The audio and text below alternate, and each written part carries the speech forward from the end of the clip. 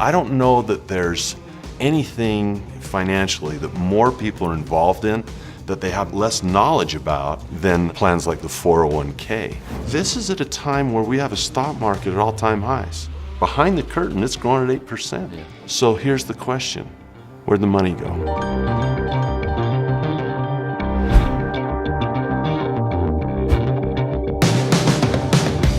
The middle class are people who may have a little bit of money, but most of the time they end up spending what they have. And the challenge with that is your business will always be a mirror of yourself. I was trying to make businesses make money, but I wasn't myself being cash flow positive. I wasn't reinvesting the money, buying properties, buying assets, making sure they were making money for me. Why would the money come my way? Money's always trying to find the best home. And if I'm not able to appreciate the money won't appreciate.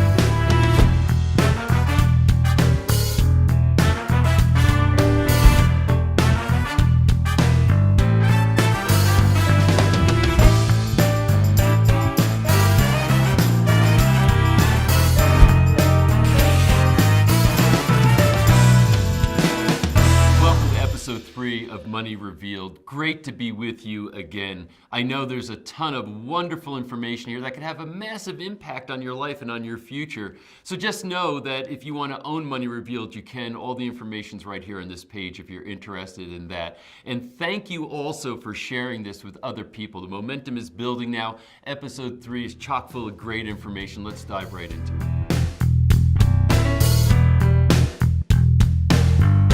Don't invest another penny in your 401k until you watch this next interview with Andy Tanner. I was riveted, again, very contrarian in his attitudes, and I'm not here to give you the financial advice, but I am here to tell you that you need to listen to what this guy has to say before you move forward with those types of retirement accounts. There's a wealth of information here. His energy, again, is something that's going to stimulate you into thinking and taking action. Enjoy my interview with Andy Tanner.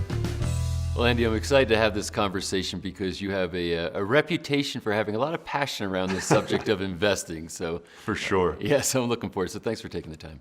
Thanks for having me. I'm excited about this. So how did you end up in this career that you're in? Like, what was your trajectory? Well, I started out like most people, went to school, and I didn't go to school for any particular major. I'm 6'8", so they hired me to play basketball. I was going to say, did you have a basketball scholarship? Yeah, You're 6'8". I feel like a very small person sitting next to you. I tell people I couldn't shoot, I couldn't jump, but I could foul. So they found a spot for me there. And when that was over, I just got into the workforce like anybody else.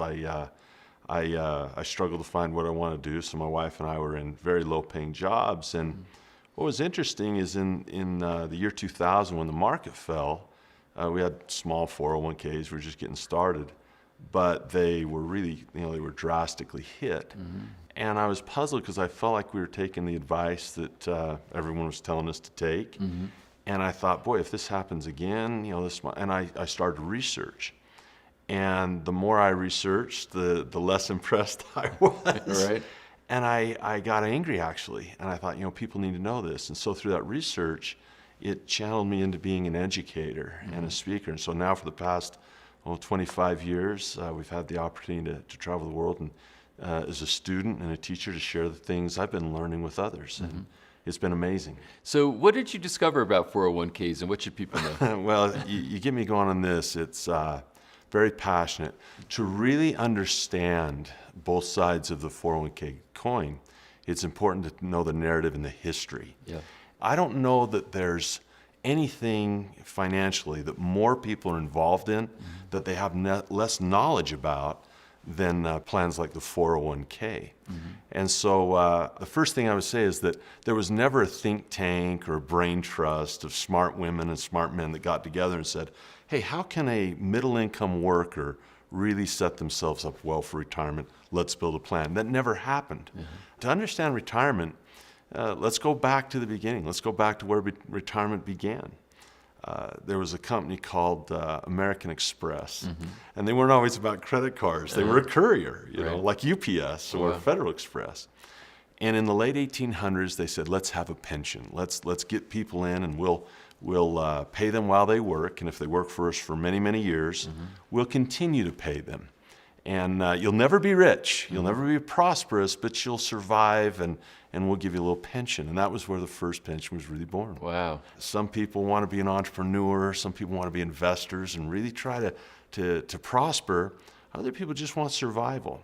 And this idea of a pension, that you'd never be rich, but boy, it would help you survive, it really changed the American dream for a lot of people. And gave a sense of security, I imagine. Yeah, we'll make that trade, some of us. The going for the freedom instead of taking the security, that's a popular trade, and it changed education.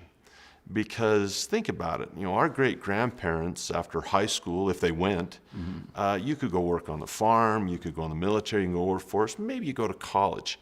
But with more and more companies saying, hey, we'll take care of you, we'll give you a pension, we'll take care of you, well, going to college and learning to work at a job became really, you go to the job fair.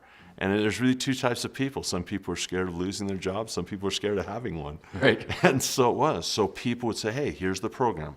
Go to school, get good grades, go to the college, land a job, work there for many, many years, and get a pension. Well, in the 60s, you might remember, if you're a history buff at all or a car buff, is there was a company called the Studebaker Company. Oh, sure. And they had these cars, and they had a union and workers.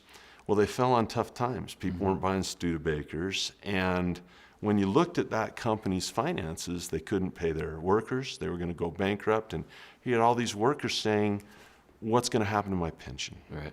And so that was kind of the beginning of the end of pensions that we've seen happen. And they went to President Kennedy and said, hey, what can you do for us? And he said, ask not what your country can do for you. But in reality, he said, okay, we'll see what we can do. And he established a commission to study this problem of companies that were not funding their pensions properly, that put the worker at risk of not being able to retire. Well, he unfortunately was assassinated, and President Johnson didn't do much, and Watergate took over Nixon.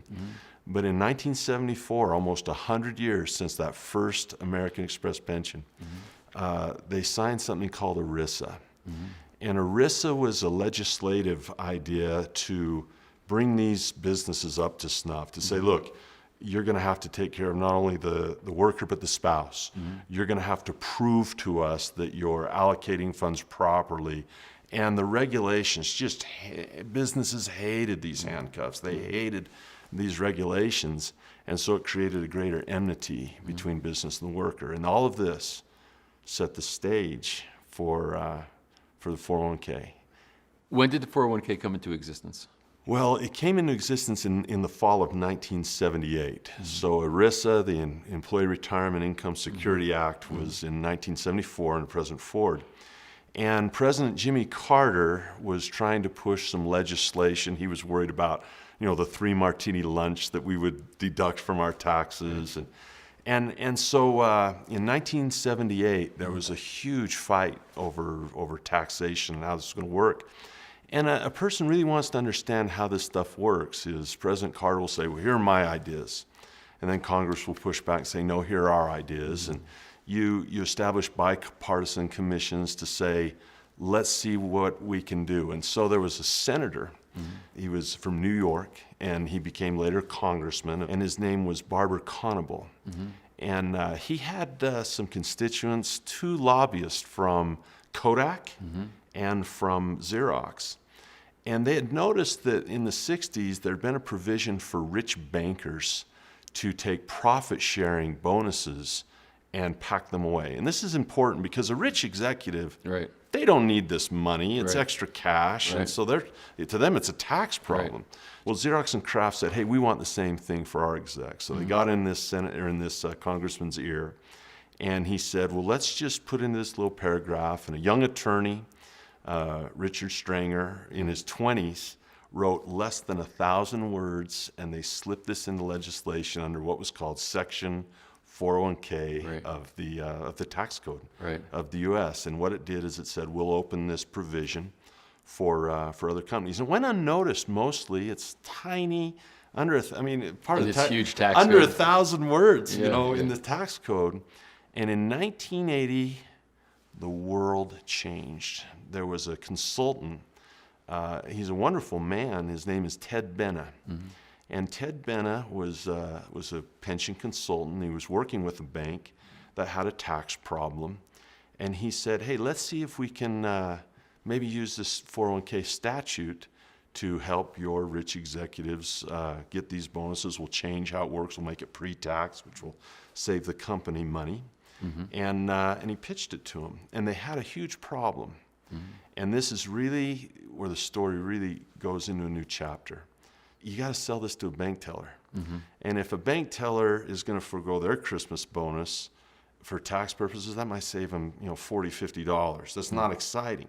Where a rich executive, it's thousands of dollars. Right. So you had a disparity. Yep. And so how do you get a bank teller to say, yeah, I'll participate? And Ted said, what if you gave them an employee match? What if you, and it was literally bait, literal bait, to say, how can we convince these people to participate? And they went to the bank. They said, boy, this would work great, but they didn't want to be the guinea pig. So they said no. Okay. And so Ted said, well, I'll start at my own company. And on January 1st of 1981, the very first 401k program for retirement for employees was set up. Wow. And it caught on like wildfire. The important thing to notice that at no time was someone worried about this worker. They were worried about saving money for Main Street, for the business. And so that was the first chapter. Well, as this took off, you can imagine what Wall Street saw. If you're a mutual fund salesman, you say, my gosh, people are going to be put on autopilot. Before they even get their paycheck, they're going to buy my products. Right. I don't tell people to get in or out of 401ks, but I would suggest that every person look at both sides of the coin. What do I get out of it? But what do the people helping me do this get out of it? And the mutual fund industry changed forever. As of today, we have about $7.5 trillion now collected in these mutual funds and these defined contribution plans. Wow. And if there's one point I would communicate and beg and plead people to understand would be this. A pension is income, isn't it? You collect income and you pay expenses, and you collect income and pay expenses. And that pension would last for life. You would receive that money until you died. Right. And so in financial education land, we call that a cash flow based idea, that a pension was a function of your cash flow, it was a function of your income. The moment that Ted Benna made that switch for his first company, it stopped being a function of cash flow and it became a function of your balance sheet, your net worth. Now think about that for a minute. Bills happen every month until you die. And so as long as that money's coming every month, that liability is on your company. They have to figure out how to send that check out every month. Right. But the moment they switched to where you contribute, now it became a function of your net worth, became a function of the balance sheet rather than the income statement. That's a huge difference because now there's an hourglass of time. And you have to look at that balance and you have to say, will that last me 20 years? You never had to make that decision under a pension. And now people who were educated to get jobs now are forced to invest. They're forced to learn about mutual funds or stocks or bonds or paper assets with no training. So basically what you're saying is the 401k supplanted the pension. So people say we're doing away with pensions, and then the employees are just going to contribute, and that sits on the balance sheet of the corporation. Supplanted is a kind word. It killed them. It killed them. Absolutely killed them. Why? Well, if you're a business, your employees are a liability to you. They sit on your liability column. They're a promise you've made, and you have to deal with that. By giving them that bait of that match, saying, here's this little match, I'll give it to you. When they snatch that up, they now wash their hands of that responsibility. And now a worker who drives a truck or works on an assembly line or isn't an accountant, or attorney, or an investor now has to shoulder the burden of retirement. This was supposed to be a tiny little tax code Well, I was for just some about to rich say is that the consideration for the formation of it was a way to get tax-free income to highly paid executives. It was to recruit better talent. If it was going to be something that was going to be more pervasive and wage earners were going to start utilizing it, I'd imagine they would have written it a bit differently. Imagine that. I'm putting money into something every month called a 401k that was never designed to do what it's doing.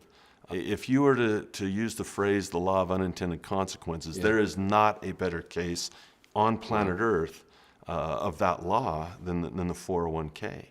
Well, the next chapter of this is Wall Street. Yeah. The most important word or phrase on Wall Street is assets under management. Right. That's how they make their money. It's fees. Right. The larger amount of money they can collect, the more money they make. And so that's a rough thing when all of a sudden you can just hear the champagne corks popping when they said, my gosh, we're going to take money out of their paycheck before they even see it. Right. And they're going to buy our products and we'll have those assets under management. The thing that's scary about this is, as investors, you and I would, if you were a real estate investor, you'd look at a property and look at its merits before you'd invest. Or you'd look at a business and look at its merits. You would never be on autopilot just blindly buying things because you were on schedule to do so, Right. regardless of the price, regardless of the economy, regardless of where it's going. But the mutual fund money, people know, dollar cost averaging means this. Send me your money when the market goes up. Send me your money when the market goes down. Send me your money when the market goes sideways. Right. In other words, no matter what happens, Send me your money. Send me your money. Right. How much risk do they take? Yeah. Oh, they take none. They take none. No, they're getting a piece of all those dollars every month. And so when you look at their profit, that's an infinite return because they have no money in the deal of their own. Right. So they have an infinite rate of return and absolutely no risk. And a lack of responsibility in many respects too, right? Because if they perform poorly and the market goes down based on how they're behaving, the person who gets hurt is the person who worked for the money. They still get their fees. If you go to these money managers and you say, my balance is small, who will they blame? You're not saving enough. You should give us more money. Right. They will blame you every single time. You're not saving enough. It's your fault. People are not saving. And that has been the banner. They have enacted, the next legislation was 2006 under President Bush, where they said, hey, we need the Pension Protection Act, which really doesn't protect pensions, it protects defined contributions. Right. And they said, look, we're going to make this automatic enrollment. See, before then, you had to go into your human resource department and say, hey, I volunteer, I'd like to participate. Now you have to opt out rather than opt in. And so imagine just look at the other side of the coin. If you're a mutual fund salesman, you get to have a product where people buy on autopilot if they have a job and they have to opt out from buying your product rather than opt in. In this whole narrative, there is not one instance where anyone had the interest of a middle income or low income worker in mind ever. It was either the rich executive wanting to defer a big bonus, or it was a company trying to help their bottom line, or it was the mutual fund industry. Imagine $7 trillion under management, whether it goes up, down, or sideways, that's a lot of fees they get to take. Yeah. I've had the opportunity to talk with Ted Bennett personally. He's a wonderful man. He's a gentleman. And he's often asked if he feels if this is a failure. He says, well, Andy, number one, how can you say it's a failure if it was never intended to shoulder the burden of retirement, number one? And number two, we've helped people save $7 trillion. Well, you can look at that a couple of ways. Yeah. You've also helped Wall Street accumulate $7 trillion, which is their engine to make them money. And the tough thing, and the thing that makes me so passionate about this, is the worker. I knew we were going to have a chance to chat today, and so I took the liberty of printing out a report from Vanguard. This is called How America Saves 2018. It's Vanguard's defined contribution plan data. Of the $7.5 trillion that are in these plans, Vanguard has more than 1.2 trillion of it. Wow. So this is an excellent sampling of where they are. And it's interesting because if you look at age, there's two numbers that we ought to discuss.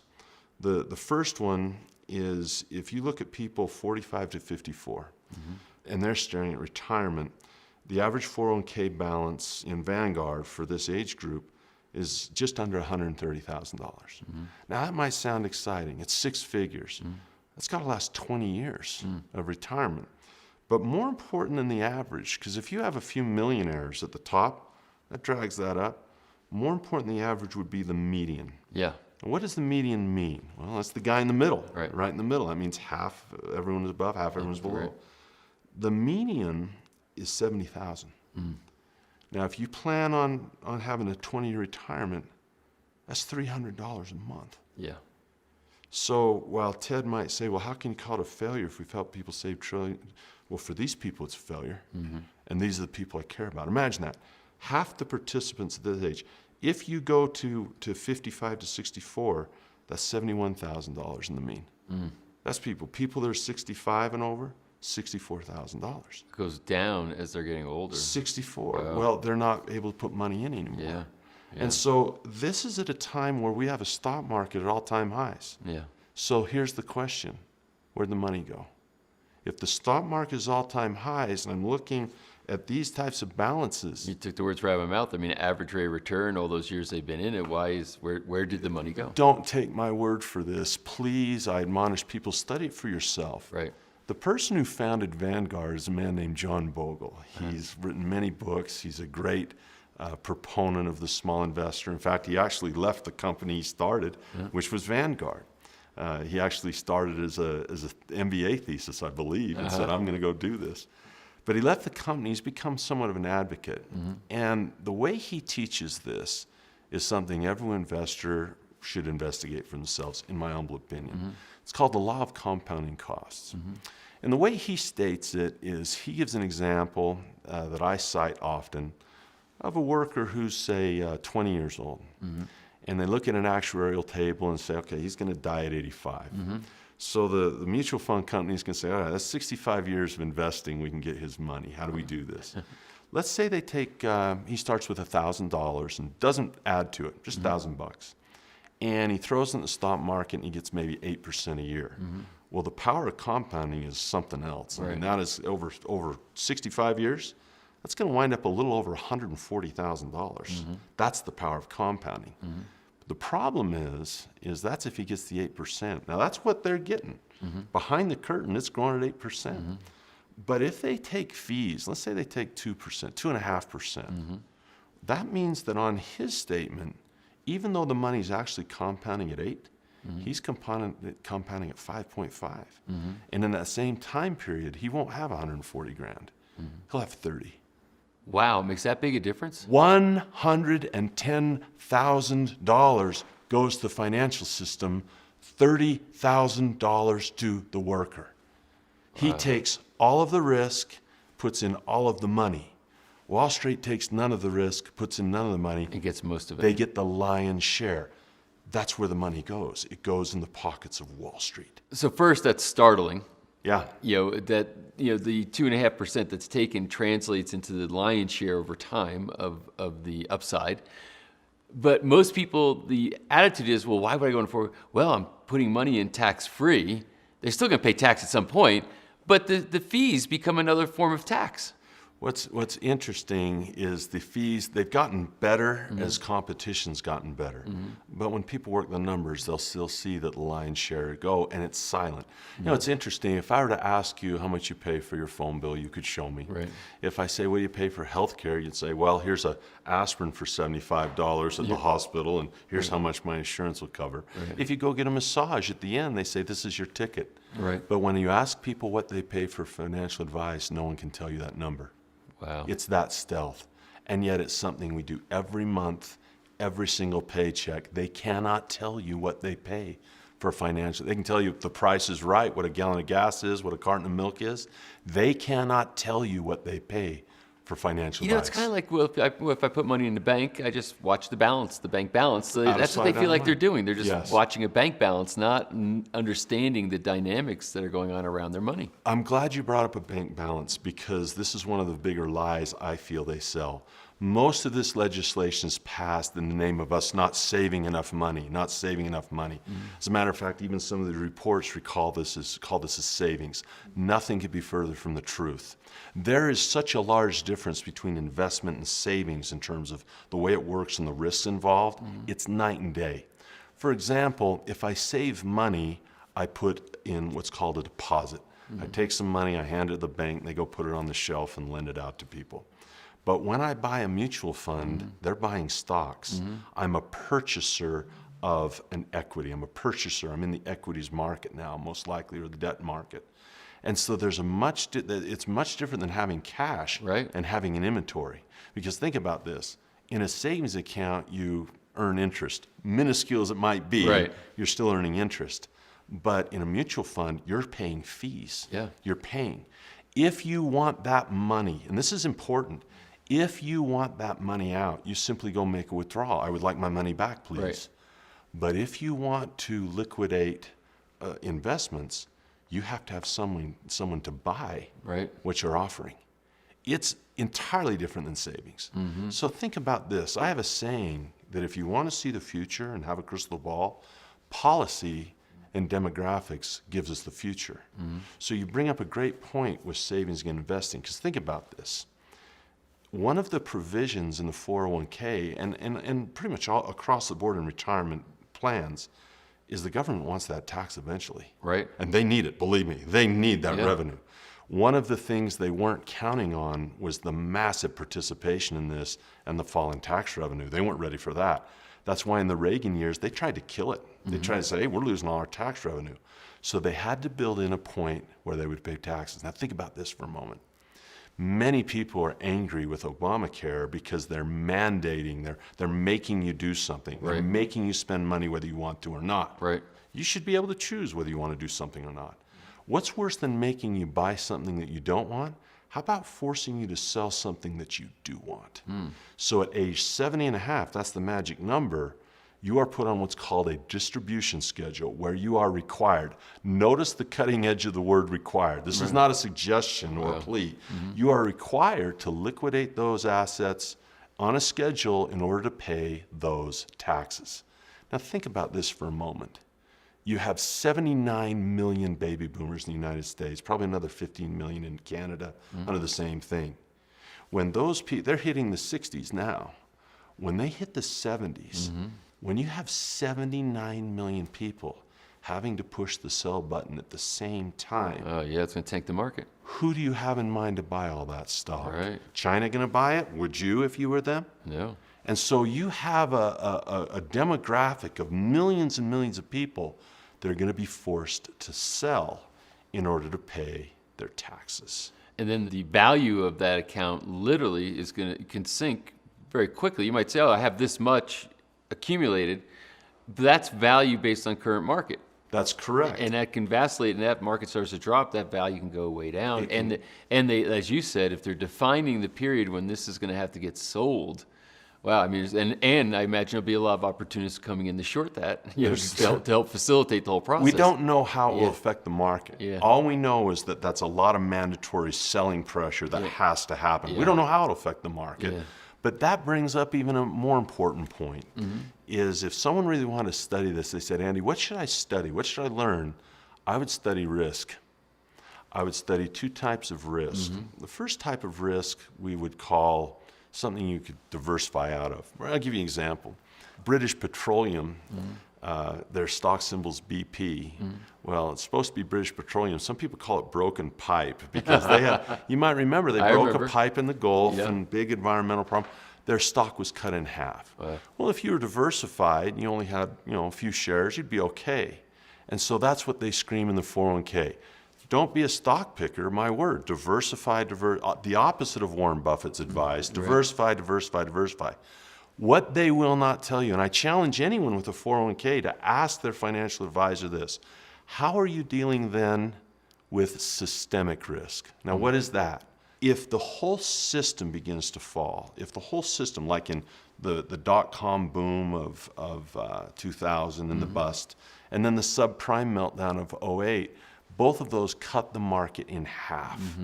So what are you doing in a 401k to manage those risks. There's a correlation between risk and control.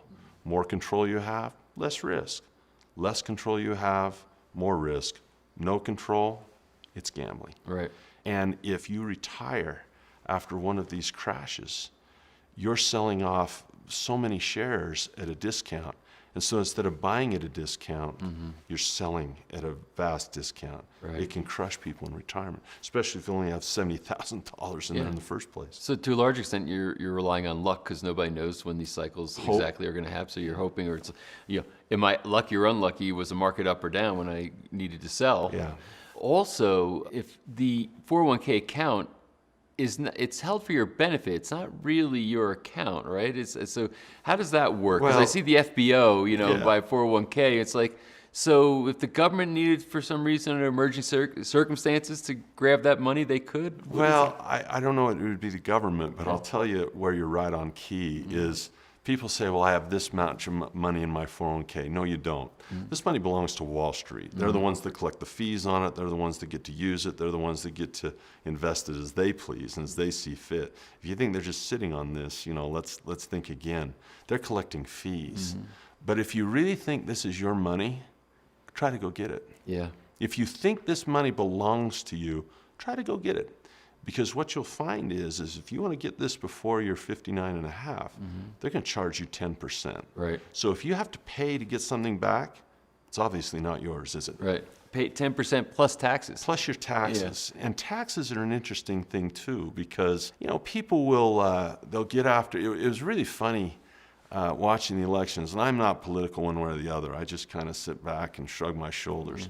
But there's always pressure on candidates to release their taxes, to say, how much did you pay? How much did you pay? Right. And the reason many candidates don't is because they don't pay any taxes. Right. They're investors. Right. A guy like Mitt Romney or a guy like Donald Trump, they're not going to release their taxes. Why? Because they don't pay any. They're investors. Right. In fact, let's say that an investor gets capital gains in the past, which used to be around 15 to 20%, rather than the 40 to 60 that doctors and dentists can be paying if they really count everything. Right.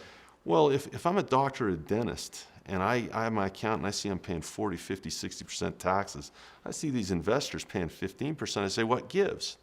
Well, they say, look, a guy like Trump and Romney are investing. They're taking more risk than you are. And so they're going to get lower tax rates. Guess what? If you put money in a 401k, you're dodging ordinary income tax. Well, when you pull it out, guess what you're going to pay? Ordinary income tax. So you're taking investor risk, but you're not getting investor tax benefit. You're getting employee tax benefit, even though you're taking investor risk. Well, now, so let's talk to that group, the engineer, the doctor, the lawyer, Yeah. what have you, the professional that probably has been funding a 401k their whole career. Now they're 50-ish, on the sheet, that you just read. And, but maybe they're in the higher percentage of what they've accumulated, but they're looking saying, wow, this didn't work out the way I thought it would. And I'm subject to having to, being forced to take this money out in the future, or maybe I even need to take some out now. It's not all there. Yeah. So what kind of investing advice do you give them? They maybe have some money, so it's not Sure. like they got zero, but they don't have enough to retire. And they don't want to keep working another 20 or 30 years doing the stuff they're doing today. So what's the advice? Well, first of all, I never tell anyone what to do with their money. I always stay away from advice because I know something, and this is very important. Education is more valuable than advice. The advantage the doctor, the dentist, the engineer have is you're smart people. In 4 years, you learned how to do a root canal that I could never learn how to do. Right. In much, much less time, you can get educated on these investments. Let me say this. Risk, in my view, is more a function of the investor than the investment. People say, what do you think about gold? I'll say, well, how much do you know about gold? What do you think about real estate? Well, how much do you know about real estate? Right. My advice to those guys who see the writing on the wall, they pull out their statement after what we've talked about, and they say, you know what? I'm not going to make it. I'm going to run this 20-year marathon, and they're going to extend that finish line out another 20 years. Right. I'm going to be having patience. I'm going to be taking orders. I'm going to be at this desk for, in my 80s at this rate. Right. What do I do? Smartest thing you can do is get educated about being an investor rather than an employee. Look, If you want to make money as a dentist, go to dentist school. Right. If you want to make money as an investor, go to investor school. And there's no shortage of information to learn how to do these things. I love real estate. I love entrepreneurship. And I love the stock market actually for people that understand it. Right. The problem with the stock market is not investing in stocks, it's investing in stocks with no education. Right. Problem in real estate isn't investing in real estate. It's investing in real estate, not knowing what you're doing. So my advice isn't to take your money out, because then you go in the frying pan in the fire, but to say, hey, what am I interested in? What do I want to invest in? I'm going to be a smart investor. So the primary risk is really ignorance. It's the biggest risk you have. Right. You know, I can give you a list of Berkshire Hathaway's investments. Yeah. Give them to someone who's ignorant. Say, try to copy this. They can't do it Right. because they don't have the investor education. Really interesting.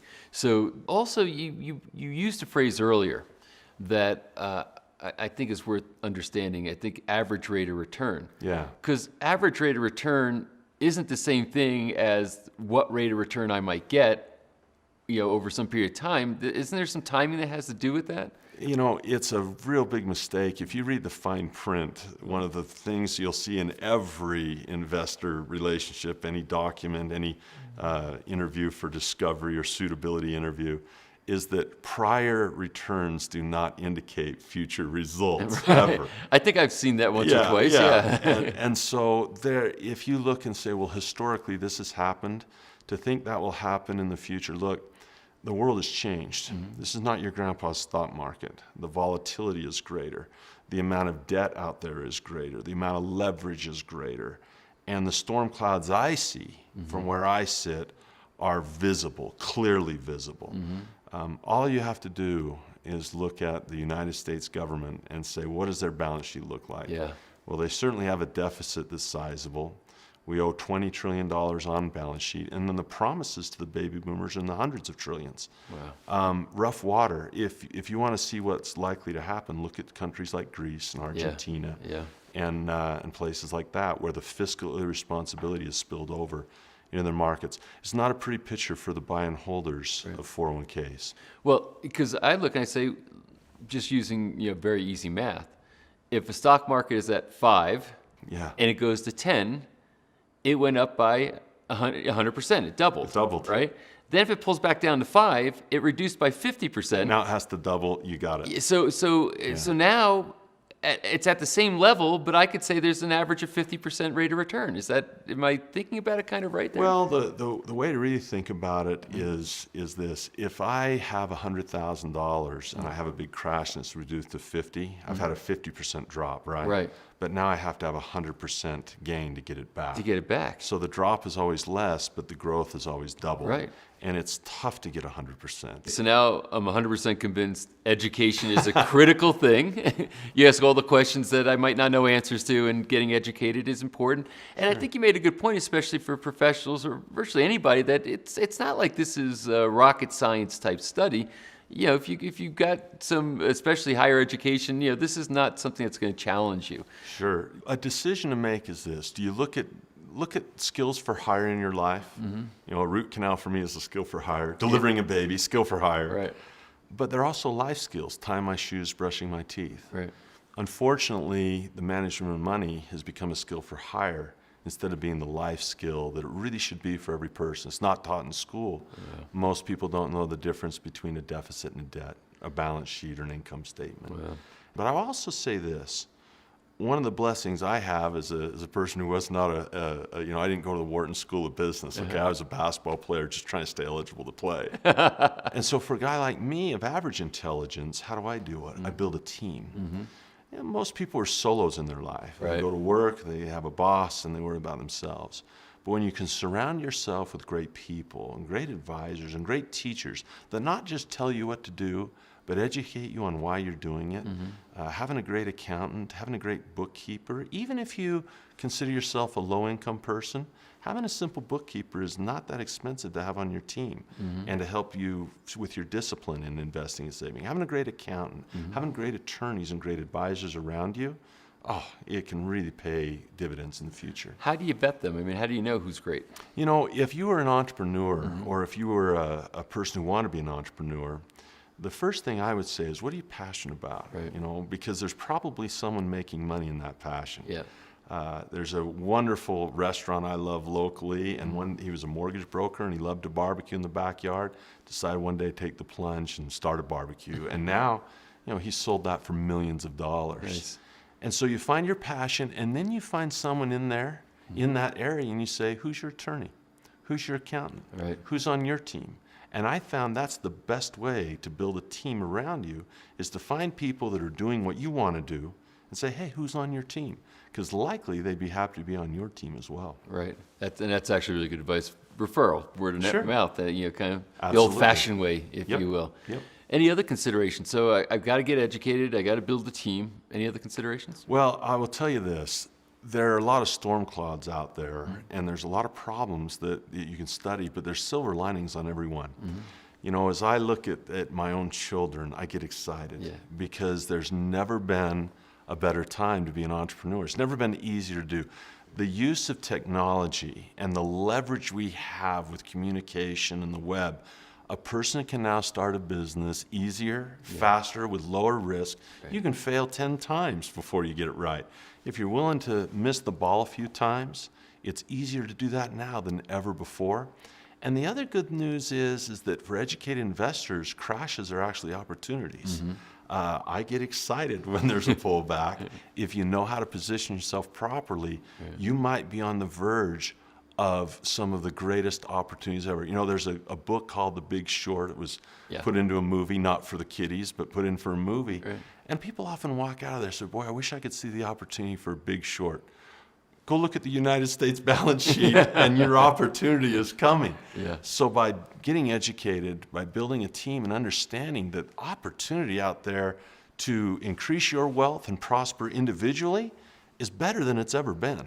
So, and with that, is that a reason to maybe stay in cash rather than fund a defined benefits account like a 401k, so that when those opportunities come, you have some cash to be able to take advantage of it? I think you always ought to have a little cash for a rainy day. Yeah. But I'll ask you this. Do you think the value of the dollar is going to go up or down? Well, it's going down. There's no two If I ways. told you gold was going to go down, would you hold it or get rid of it? Get rid of it. But you know what? If there was one asset I'd bet on losing value, it would be the US dollar. Right. So putting a lot of that in savings to me doesn't really make a lot of sense. If I wouldn't hold gold if it was going down, if I wouldn't hold stock if it was going down, why would I hold cash? So I think having some cash for an emergency to pay your bills is great, but I think it's one of the worst long-term places. You're just not going to outpace inflation with the rate we're printing money. So I guess whatever you did put it, if it's somewhat liquid, because like you say, if there's a downturn in the market, and say now it's a great time to buy, you just want to have the ability to do that. Yeah, you know, one of the important things that I do personally when I trade in stocks is I always know what an option is. People think options are risky and options are insurance policies. And the problem I see with 401k is there's no insurance. You own a home, if it had a fire, you'd have insurance. Well, which is more likely to burn down the next 5 years, your home or your 401k? Right. And so you can buy small investments. This is what investors like Mark Cuban and Warren Buffett and George Soros do, is they buy small insurance contracts to insure their paper assets just like they would a home or a physical asset. So with education, there's things you can do to protect yourself. There's things you can do to capitalize on downturns. And you know, diversification in stocks is not real diversification. The market goes down. But having real estate, I love real estate, I love gold, I love a lot of asset classes, but they all have their own risks. Right. And they all have their own set of education that helps a person understand those risks and manage them properly. Great. Well, I really appreciate you spending time. Pleasure's this was mine. Very illuminating, to kind of get context for things. So thanks so much. Thank you so much for having me, and it's just been a pleasure.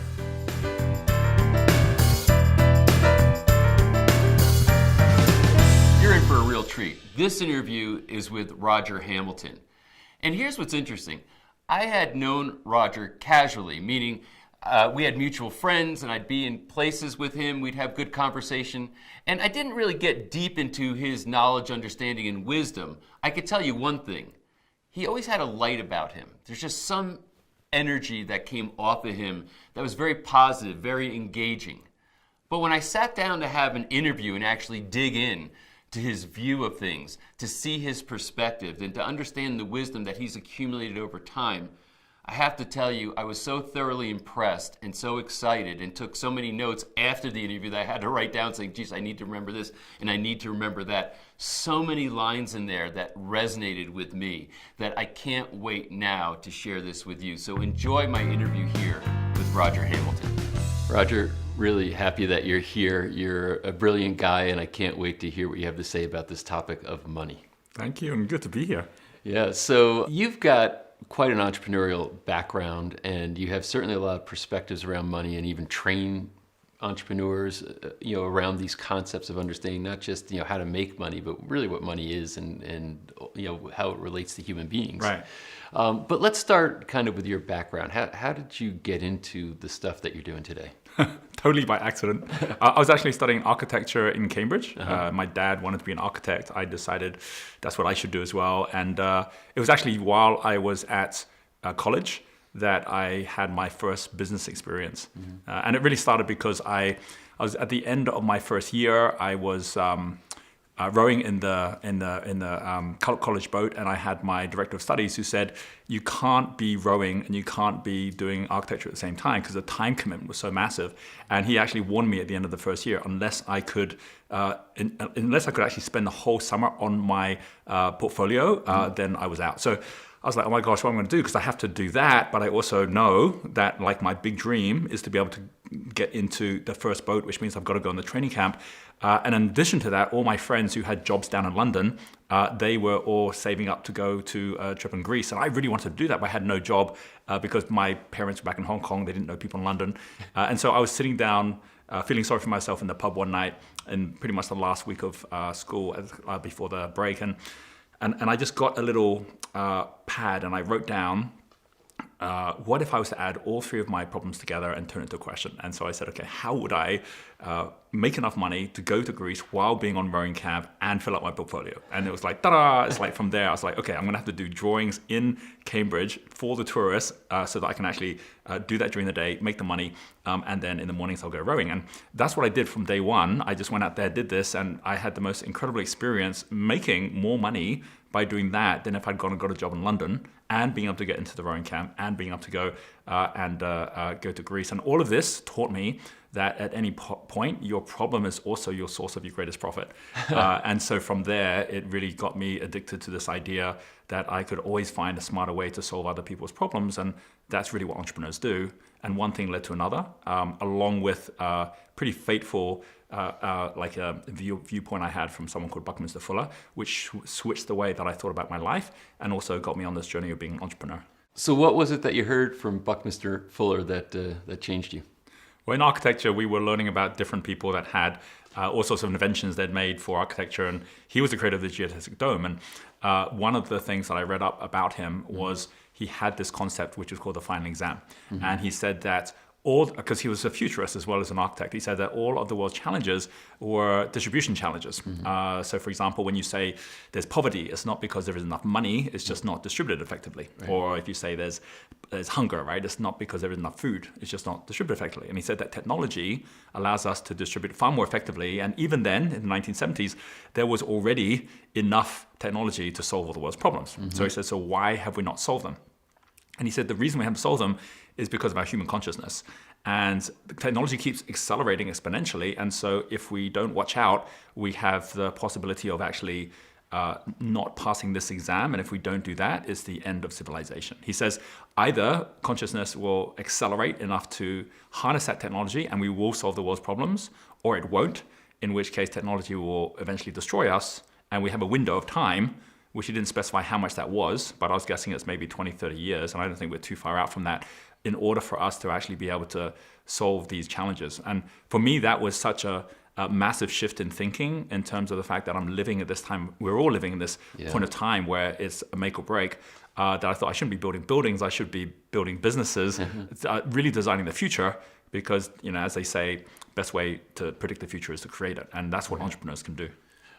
So captivating, that vision that he laid out. And it's interesting that many people, they have that kind of pivotal moment where, from something they heard, something a mentor said or whatever, that light goes off and there they are. Yeah. But I'm curious because you said you started drawing, in London. So that was, and incidentally, I don't want this to go by too quick either. You solved your problems by what? Asking a question. Yes. So I want to learn more about the details of how you solved it. But do you have a premise that the quality of our outcomes is based upon the quality of the questions we can ask?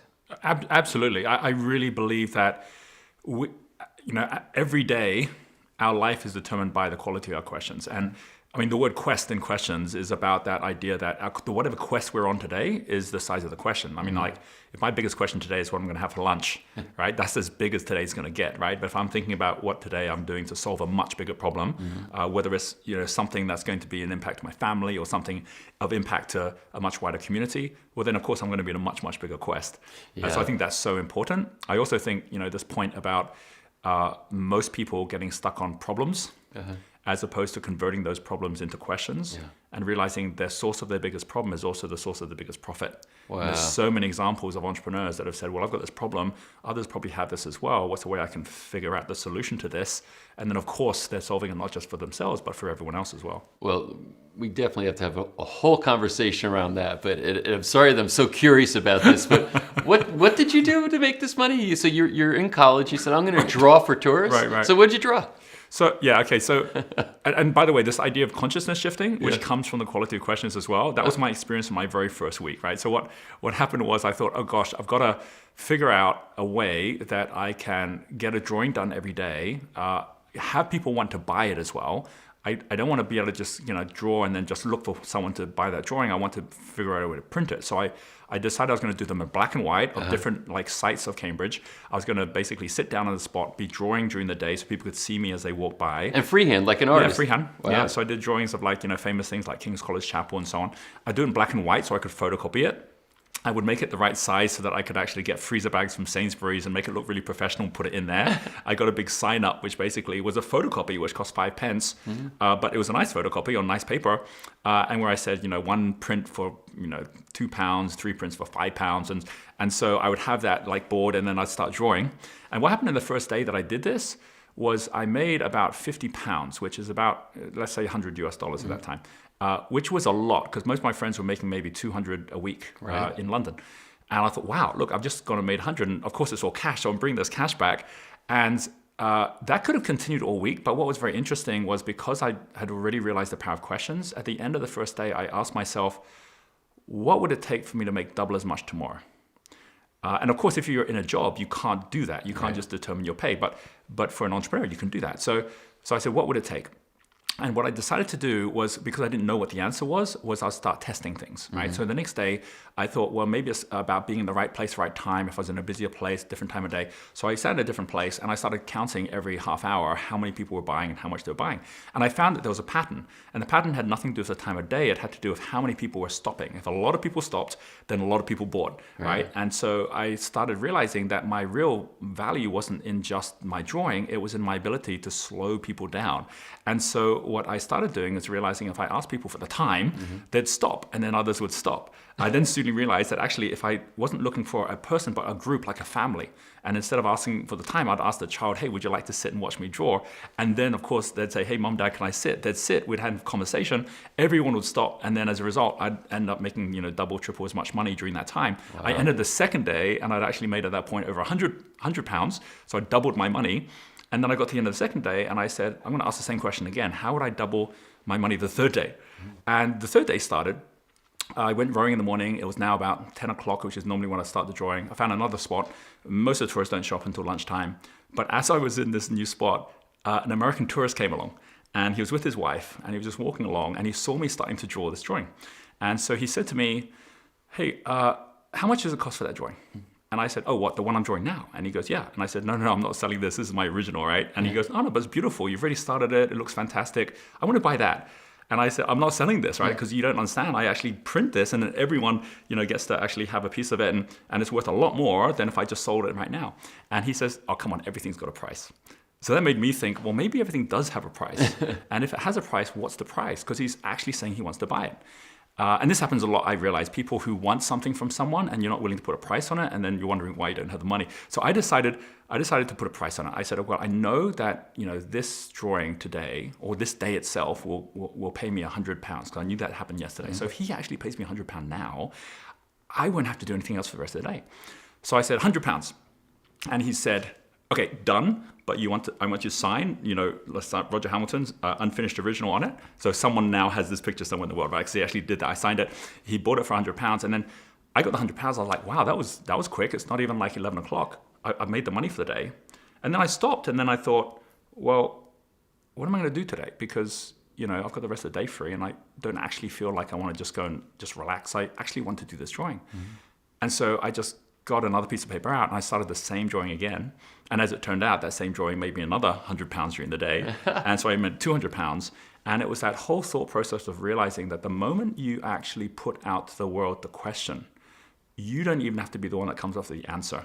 The moment you actually are out there, and we see this all the time today, you see Richard Branson saying, we're going to take people to space, right? You got, Elon Musk saying, we're going to figure out a way to actually get off fossil fuels.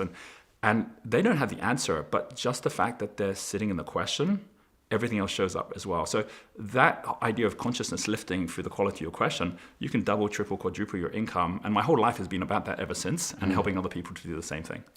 So it's really fascinating that at this young age that you're able to look at this, solve this problem. You obviously were geared to be an entrepreneur. You're unconventional in your thinking. Thought experiment. What if say that first day it didn't go so well, or maybe the second day it didn't go so well? What do you think that would have changed things, or do you think you would have kept going and figured it out? I think that's a really interesting question, because I hadn't had enough of the experience of the payoff of perseverance at that point. Right. So there's every possibility I might have just quit and said this is not the right thing to do. I think that I got to a point in the number of times that I basically had something that failed, and then I saw the result in a positive way after that, that today I would keep on persevering no matter what. Right. Having said that, I think that there were certain things I was doing at the time which may actually have made me also continue. So for example, rowing is a really good example. Like, that's what I was doing. And rowing is a crazy sport because you're looking backwards the whole time. You can't actually make it work unless you're with a team. Right. Most of the time it's not working.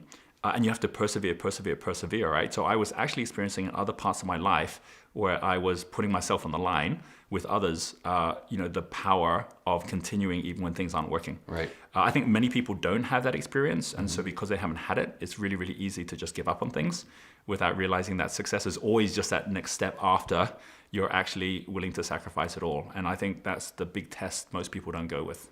Did you finish school? I mean, did you get your degree in architecture, or what happened? I got my first degree, which was after 3 years, and then the RIBA, which is the qualification to be a practiced architect, is a 7-year course. I took a year out, and I realized in that year out, the actual decision making on design wasn't the architects; it was actually the developers, right? And they'd pay the architects to do but they could always veto the architect. So I remember saying to my dad, "Hey, Dad, I really want to be a developer, right?" And he goes, "We haven't got the money to be a developer. Be an architect first." And it was actually in my 5th year, I actually had the courage to say, you know what, I'm better off moving my thinking, especially with what I said earlier around Buckminster Fuller, and this idea that like time was so short that it really was time to shift from the idea of building buildings. Luckily today, I actually called my dad and I said at the time, "Hey Dad, I'm going to quit architecture. The reason is because I really believe I could be a developer. I could be out there, with properties that I could then hire architects to do." He says, "Well, good luck with that." And today, that's what we're doing with our resorts around the world. And so I'm now designing more than ever, but I'm doing it with architects that are now working for me. So let's talk about your business activities. So there's myriad business activities for you. You just described one of them, which is you have resorts around the world. And I might say, I was looking at pictures of them earlier, beautiful resorts around the world. And the kinds of places, I guess you build the kind of places or buy the kind of places you'd like to stay at, or what's the theme in your resorts? They're all entrepreneur resorts, actually. So they're actually designed for entrepreneurs to be able to come on accelerator programs, to be able to come and take that time out. And I'm a great believer in the power of environment. So we have resorts in Bali, in South Africa on a safari, in Thailand. These are resorts that are giving you the opportunity to get out of the city environment and actually be able to get a clear head to be thinking about your future and where you want to go. And there's almost like a spiritual experience when you're there. You really get this sense that there's something bigger out there for you to actually step into. So the resorts are one of the businesses, and Entrepreneur Resorts is a public listed company, which is growing at the moment with teams in different countries. Then we have a second company, which is called Genius U, which is a technology platform, which provides mentoring for any entrepreneur around the world that wants to get connected with other entrepreneurs out there too. And then we have a third company, which is Entrepreneurs Institute, which is where I do a lot of my training, mentoring. We have events like the Global Entrepreneur Summit that we run in different parts of the world. And what's really incredible is that we have a front row seat of the entire entrepreneur movement. This is something that was predicted some time back by the likes of like Charles Handy with the Empty Raincoat, where he said we're all going to be portfolio workers in the future. And what interesting thing is the Global Entrepreneur Monitor, which is like a group around the world that measures how many entrepreneurs they are. They predict there's going to be 1 billion entrepreneurs by the year 2020, which is phenomenal because there was only about 100 million in the year 2000, and like 1 billion people, that's less than the number of people that were on the planet, a century and a half ago. Right. So this is like the biggest vocational shift in the history of mankind that we're actually living through. And we're getting to see that in all these different countries in Asia, in Africa, where we have all these people who are deciding to be entrepreneurs instead of employees as they're, even at teenage age. Is there like a spirit being unleashed, do you think, in the world that that's causing this big influx of entrepreneurs to enter the marketplace? Yeah, there's a word for it, which is entrepreneur spirit, right? It's like there isn't a single entrepreneur that doesn't get there through entrepreneur spirit. Right. What I think is interesting is I think there was a time when the idea of being an entrepreneur was like an opportunity. It was kind of like maybe I could do it. But the challenge with that is, when you go through school is either training you to be in a job or it's training you to go to university, right? It's not training you to be an entrepreneur. We're actually getting to a time where being an entrepreneur is no longer a maybe, it's actually a must. It's better job security to be an entrepreneur, which is someone who knows how to create a job, than to be an employee, which is someone who has to wait and get a job, because there's so much risk in terms of whether jobs will even exist in the future in the way that they are today. So, and that's, I think, I just want to pause because you're saying so many things and stringing them together that I think are profound. So in part, your definition of an entrepreneur is someone who says, I'm going to create a job, as compared to a non-entrepreneur would say, I need to go get a job. Absolutely. Yeah. I mean, like if I have an employee mindset, I say I can't actually make money unless I can go to the job ads or I can go to the job boards and I can find someone who's asking for a job, and then I have to compete with hundreds, if not thousands of other people for that same job. Right. So that's what someone who's got an employee mindset will do. And that's why there's such fear, because if someone doesn't give me that job, I'm not going to have money, right? Whereas someone who is an entrepreneur is someone who doesn't start from there. They don't even look at the job board. They start by saying, okay, what's the person I really want to work with, right? Who would be my customer who's the person who's going to give me money? And how can I make sure I can do something of real value to solve their problem? Which means going to whoever it is you want to work with and finding out what the biggest problem is, and then helping them to solve that. And even being willing to say, look, I'll give you some of my time for free to show you that I can be trusted to help you solve your problem. You help someone solve a problem that puts money in their pocket, they're always going to be paying you for it. Yes. And so if you have that thought process, it doesn't just give you job security for life, because you can always create a new job. Like all the entrepreneur friends I have, none of them are worried about not having a job or not having a business, because they can always start a new one. They know how to do that. But of course, the power of that is you're not just creating a job for yourself. If you know how to create a job, you can create it for everyone else around you, which means you can create it for your children, right? You can create it for the people you love. You don't ever have to be in a situation where you feel the pain of someone that you really care for having to basically suffer because they didn't understand that it was all there in front of them, and all they had to do was create that value instead of waiting for someone else to come and see the value in them.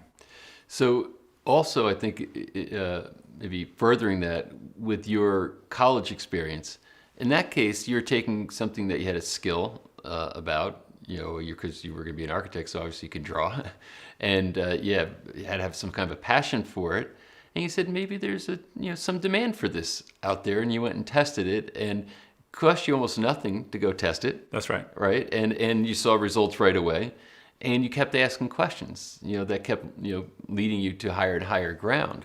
So I think what happens a lot of times is that maybe people, or tell me if this is your experience, but maybe people say, hey, I do have a talent and something I'd love to do, but I just don't believe that I can make money doing this. Or maybe it's something from their mothers, fathers, teachers, preachers, told them that, no, you have to go get a job, work in a company, climb a ladder, get benefits. Oh my God, if you're an entrepreneur, if you go to do something on your own, you're not gonna have benefits. How are you gonna live without benefits? Right. So what is the barrier, do you think, is the biggest barrier that potential entrepreneurs face trying to get into get into making a job for themselves? Our biggest barrier by far is our own mindset. By far. And I'll give you an example of shifting mindset. So my son, when he was 16 years old, he had to do a class project, as it was everyone else in the class. And you had to present the project at the end of the year. And he decided that because he had a very mathematical mind, and we had gone on trips to Italy where he had learned all about the golden ratio and the beauty and all of that. And he thought, maths has got a basis in beauty. So he decided that what he was going to do was he was going to create a series of building blocks called the Fibonacci blocks. And the whole concept of Fibonacci blocks was taking it off someone called Frederick Froebel, who was like the founder of the kindergarten, who said like kids think spatially, and he had this like wooden block set that he created. So he took that same concept of wooden block set, but he designed them all in the dimensions of the Fibonacci series, and he went out looking for how he could get this done in Bali, because that's where we're living. And he came to me and he said, how do I know if this is even worthwhile? And I said, the way you know if something's worthwhile is people are willing to buy it, right? If something's actually got something that people say, that's of enough value to me that I'm willing to actually pass you money for that thing, you're on the right track. So why don't you turn this into a crowdfunding project? And he thought, well, that's interesting. He actually set up an Indiegogo campaign where he actually put on there his Fibonacci blocks. This was before he had even had them produced yet. And that was the barrier. It's like, well, how do I actually get the resources to be able to make these blocks? Right. But by putting it on there, he started seeing all these people getting really excited about the idea of having the blocks. They started actually paying money in to this bank account that he saw go to $1,000, then $5,000, then $10,000, then $20,000. Wow. And this was all within a matter of weeks. And as he saw this growing, he was like, wow, I'm going to have to scale up my production here. But it allowed him to now have the resources that before he didn't have, as a result of showing the value first. It actually got to a point where he came back one day and he says, hey, I've been updating my teacher on what's been happening with this project, but my teacher was really enthusiastic to begin with, and now, like, the last thing she said is, stop showing off. And I don't know why she's saying that. And so I sat him down and I said, well, you've seen where your numbers have just gone to. You've just gone over $20,000 within like a matter of like 10 days. Do you know how much the average teacher makes in a year? And he's like, $20,000? And I go, pretty much, right here in Bali, that's what they're getting. And that teacher isn't going to understand how you just made as much money in a classroom project within a week and a half that she makes an entire year. And once he got that, and he realized that it wasn't his problem that she was feeling that way or others were feeling that way, he continued on, and that project went over $40,000 before it was done. And he turned that into his own little business off the back of it. But that mindset shift was just that idea of saying, well, what if instead of me waiting for the resources before I go forward, or instead of complaining about the fact I don't have things, what if I turn it all around and said, whatever value I have, I want to share that with people to see if they see value in it as well. And if they do, and they're paying for it, I really believe that every kid should have a crowdfunding campaign just to test this concept before they leave school, because it is about that shift in mindset. Once you've had that one thought, you're always going to be able to actually go and repeat it again at larger and larger scale. And that is the free market, right? I mean, that's what capitalism is all about, saying, somebody produces something and the market decides if it has value or not, and nobody can force anything upon anybody else. It's free exchange. I really believe that entrepreneurship is one of the very, very best ways to get to self-awareness. I think it's really easy to be in a job or to be in a situation where you're not actually getting the mirror reflection of yourself. In the same way you do as an entrepreneur, where if you don't have something of value, it becomes really clear really quick because no one's paying you money for it, right? Yeah. But the moment you do have something of value, you know it. And the market gives you direct feedback, especially today where everything's online, where everyone can find the things they like very quickly and move away from things they don't like. So your ability to every day get another lesson in self-awareness, whether it's a hard lesson or whether it's one that puts money in your pocket, right? Which is why I say as an entrepreneur, you're always either earning or learning. That's a brilliant insight to say that being an entrepreneur is a path to self-awareness, right? So that's sort of this more spiritual side, saying, how am I going to get to know myself, understand who I really am, what really matters to me? And when you're working 9 to 5, in the confines of a job that you have maybe just because you need to survive, as compared to saying, how would I express myself and what would people pay me for that? It's really two different things. And it goes very deep because we have so many frameworks within the things that I teach, which are based on self-awareness and self-mastery. I believe entrepreneurship and this whole idea of raising consciousness comes from three things: self-awareness, then self-mastery, then self-expression, right? And you can only get to self-expression, which is where all the money gets made, if you've actually got clear on self-awareness first. So as an example, the Japanese have this concept which is called ikigai, which is your reason for being. And it's more than just purpose on its own. It's the combination of what you love, which is your passions, what the world needs, which is your purpose, what you're good at, which is your talents, and then what you get paid for, which is your business model. And it's the intersection of all four, because you can do something that can pay you really. I mean, there's people who have a job all their life and they go, well, I'm getting paid well, so I got to stay in this job. But it's not their passion. Which means that they're actually getting into poor health because of it. They're losing energy because of it. It's not their purpose, which means it's meaningless. It's not something which actually drives them. So it's about how do you really every day with the business that you start, make sure that to begin with, you've got a way to ensure you really are passionate about it. So you're energized every day, that you've got something that's purposeful, which means that you're going to be doing it even in the tough times, that it's something that's following your talents, which allows you to build a team of other people who've got different talents. Then the business model will always be there for you, because there's always, whatever you're going to do, someone else in the world who has got very much the same purpose, talents, and passions, but has figured out a way to already be making 10 times what you're making, right? And so by just understanding and learning from them, there's always a way to be able to make the money. Most people just aren't thinking that way, which is why they're then trapped in their own mindset. There's a significant wealth gap that's emerging, and I think growing greater every single day. It's a disturbing trend to many people. Other people say it's just a natural way of things. How are you seeing this?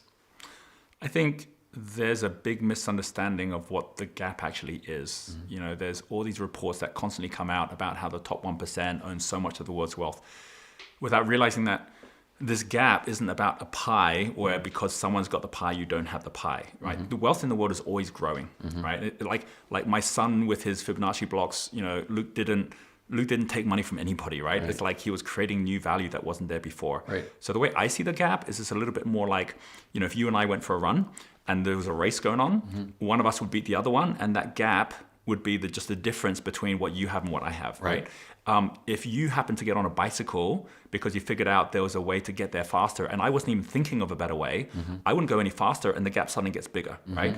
And if that bicycle becomes a car, and then you then upgrade to a rocket ship, and you get, look, if I have a better vehicle, right, I'm going to be able to get much further than I could before. And you're not even trying to beat me, you're just beating yourself. Right. I mean, that's what Mark Zuckerberg did. That's what Jeff Bezos did. It's what Elon Musk is doing. They're just finding smarter and smarter business models that allows them to go faster and further than they did before.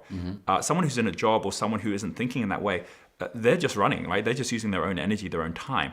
And of course, that means the gap gets bigger, because what they then can earn in a day is totally different from someone who's actually got vehicles and mechanisms to add a lot more value with a lot more people to be able to get there a lot faster.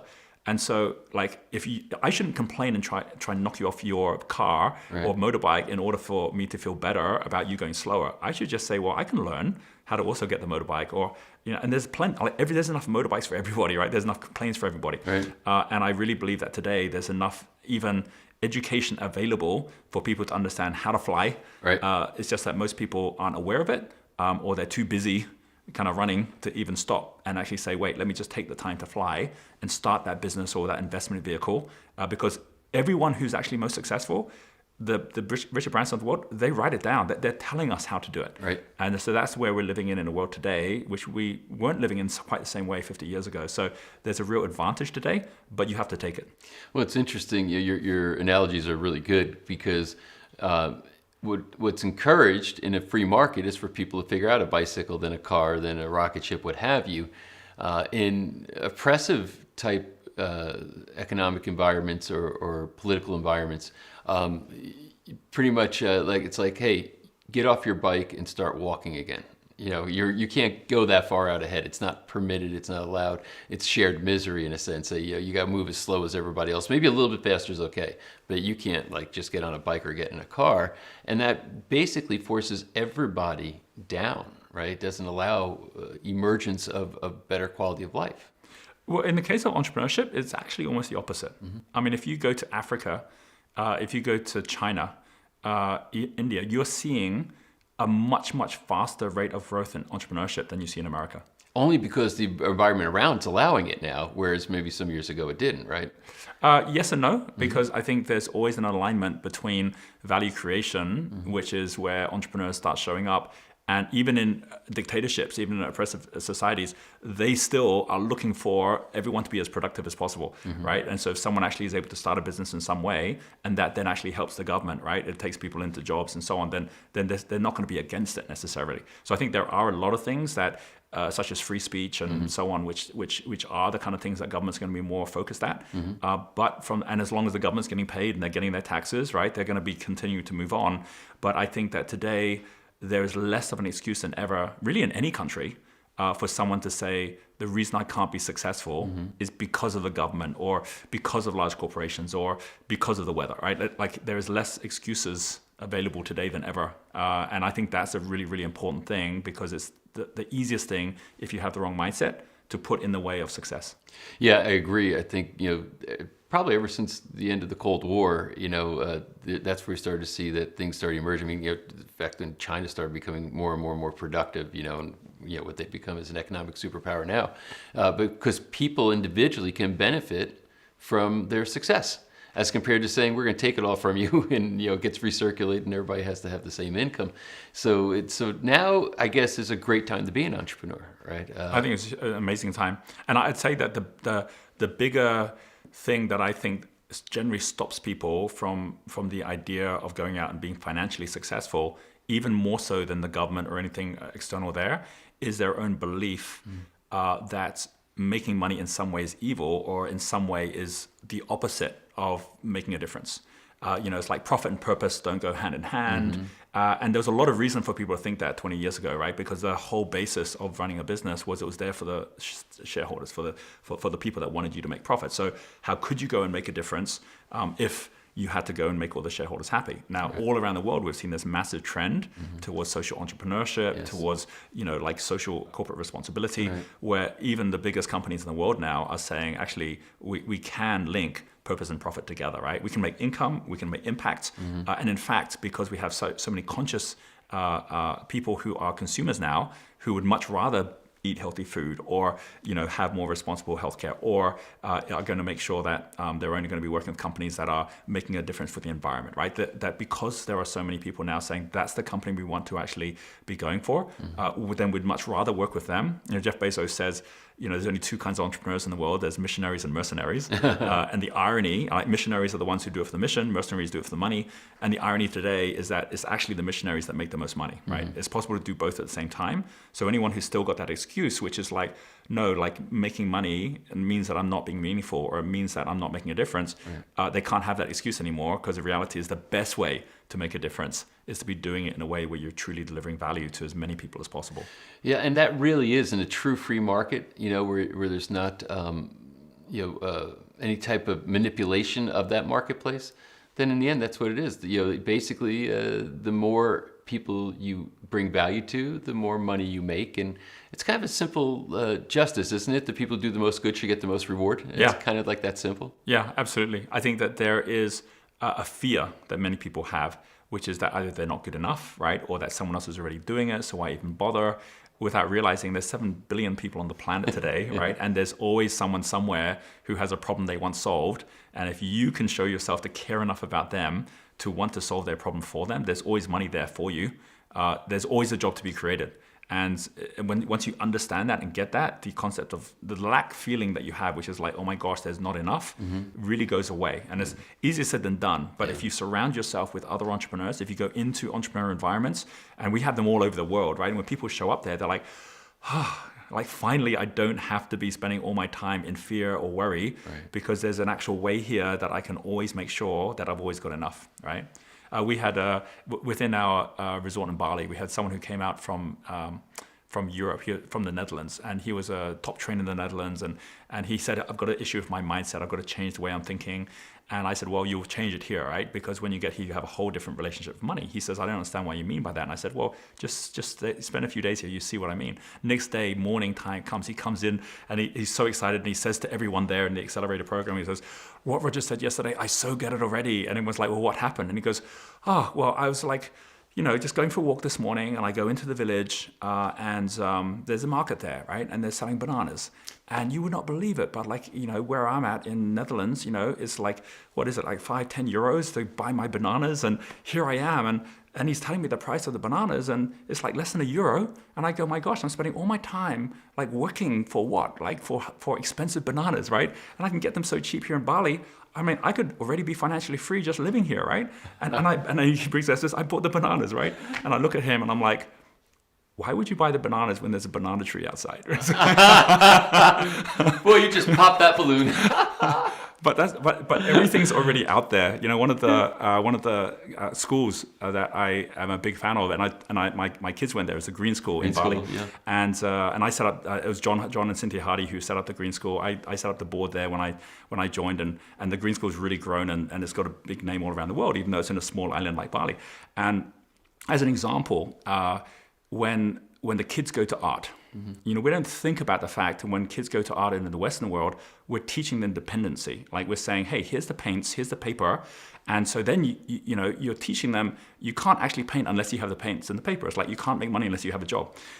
In the green school, they start by saying, okay, let's talk about paint. Where does paint come from, right? It's like paint comes from nature, right? And how would we make purple paint, right? Like let's start with beetroot, or let's see the difference of when we start with an eggplant, and how do we turn that into paint? And so the kids make their own paint in the class. How do you make paper, right? Well, you can take cow dung and you can turn it into paper. The kids are making paper, and so what the kids learn is not dependency, they're learning sufficiency, self-sufficiency, that no matter what, I can create something from nothing because nature already provides everything. And the moment we get that, then we never have any fear whatsoever about wealth. I say true wealth is not how much money you have, it's what you're left with if you lose your money.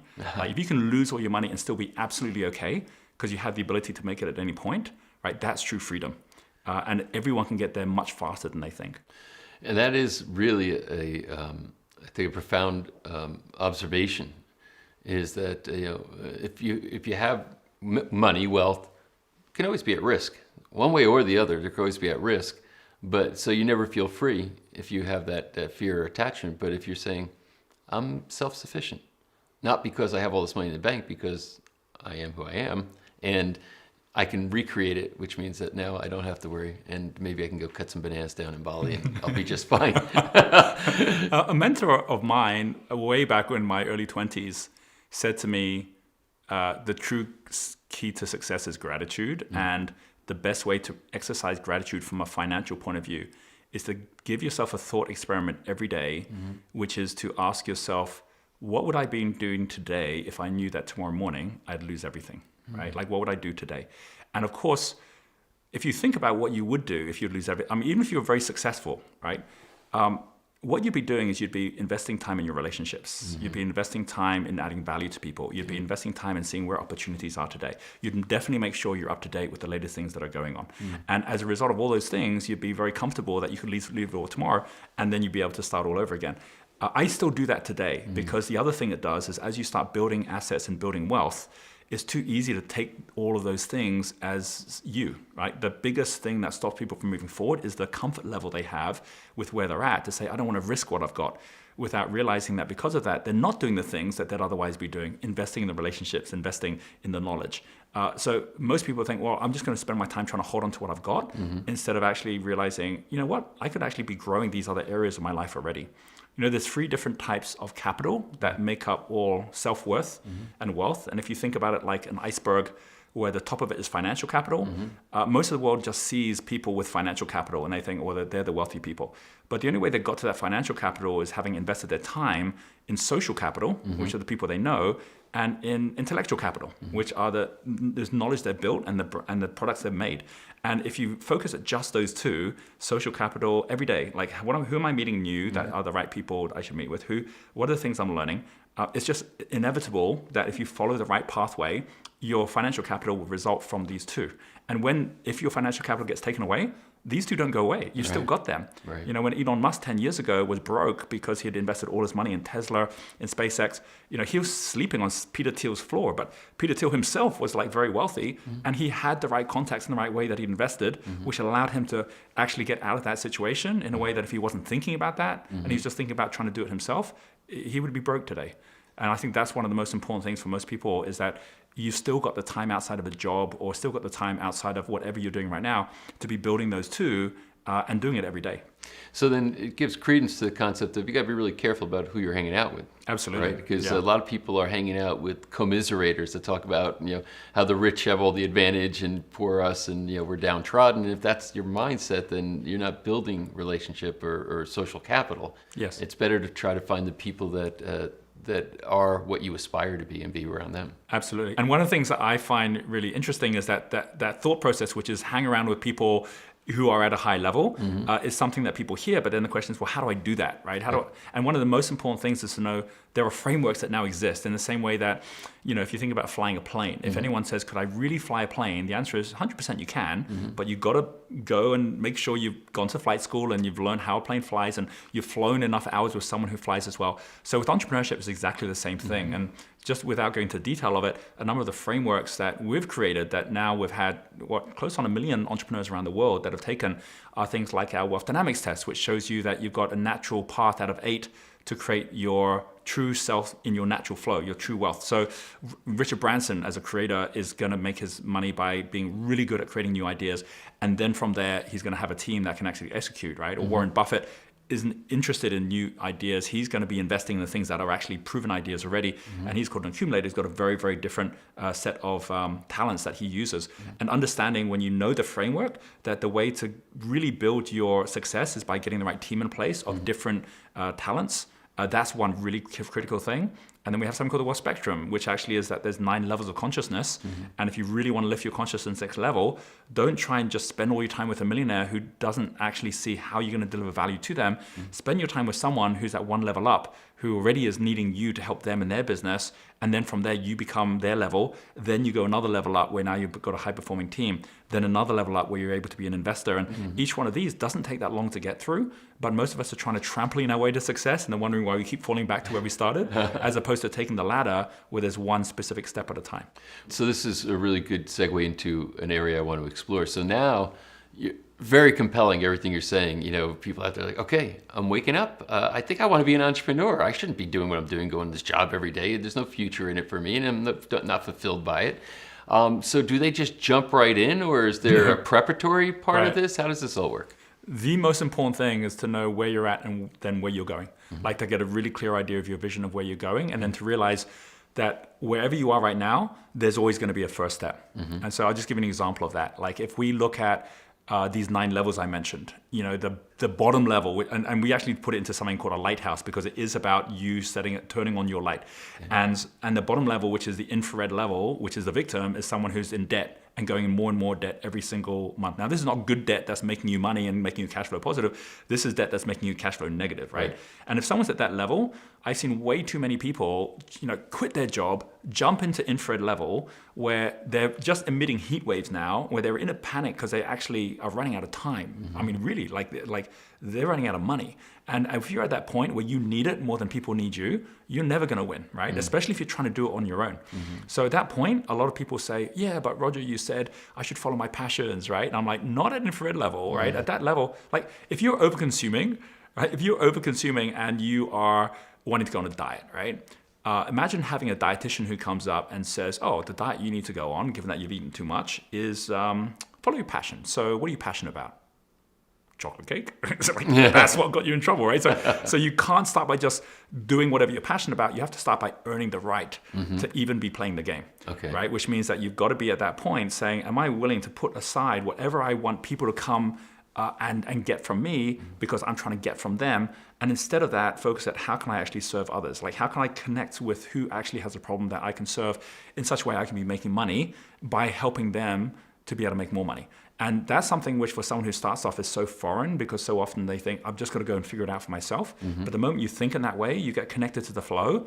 Then instead of being in a desert where you're digging a hole, you're now in a river where you're digging a tributary. You're actually digging a flow off that. And that gets you to positive cash flow, which then allows you to go up to red level, which is survivor mode. That's when you're making just enough money to have nothing, which probably, I would say 70% of all Americans and all around the world, the middle class are people who may have a little bit of money, but most of the time they end up spending what they have. And the challenge with that is your business will always be a mirror of yourself. So this was a hard lesson for me in my 20s. I was trying to make businesses make money, but I wasn't myself being cash flow positive. I wasn't reinvesting the money, buying properties, buying assets, making sure they were making money for me. And so why would the money come my way? Money's always trying to find the best home. And if I'm not able to appreciate the money won't appreciate. Right. So as a result of that, I never could get those businesses to work. And it was only when I started actually focusing on my own wealth and actually being an asset to my business instead of a liability, the business then started working as well.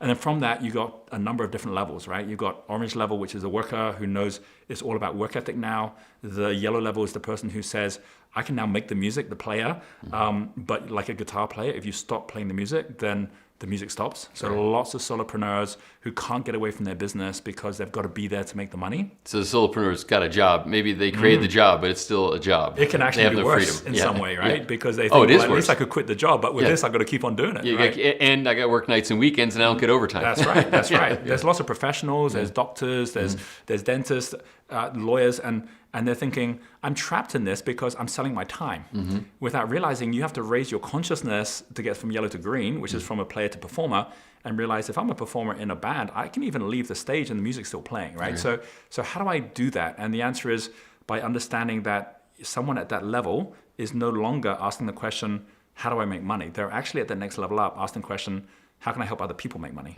These are all linked, by the way, to the chakra systems, right? Yeah. So I yellow, know it's red, orange, yellow, green. Oh, yeah. And yellow is very much about willpower. So if you're at that level where you're going, I'm making money, but I'm trapped in my job, it's because you're coming from a place of will. You probably got a long to-do list. You're probably all the time saying, what I will do is this, I will do this. And you're asking questions all about yourself. By green level, which is heart chakra, you're no longer saying, I will make money. You're saying, I will help other people make money. You know, and that means you're going to have partners, you're going to have team members, and you're thinking, if I hire that person, how much money can I make for them?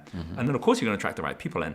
And instead of there being, saying, I'm going to be one person doing all things, it's like, no, I'm going to having all people doing one thing, right? And that means I've got to choose one thing that I'm going to do well, and then others can do the other. And so it's opposite thinking, which is, I think, one of the biggest challenges with consciousness in general and entrepreneurship in particular.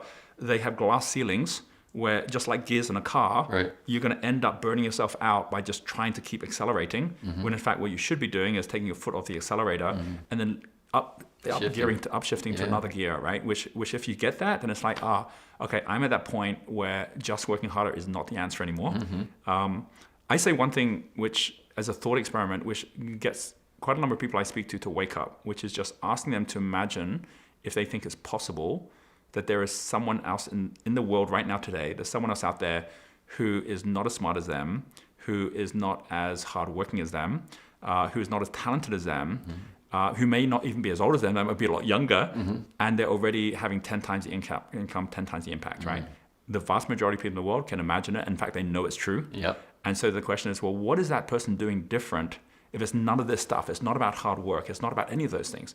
And almost always it's about the fact that they just took a pause and came up with a business model which is appropriate for their market in today's market.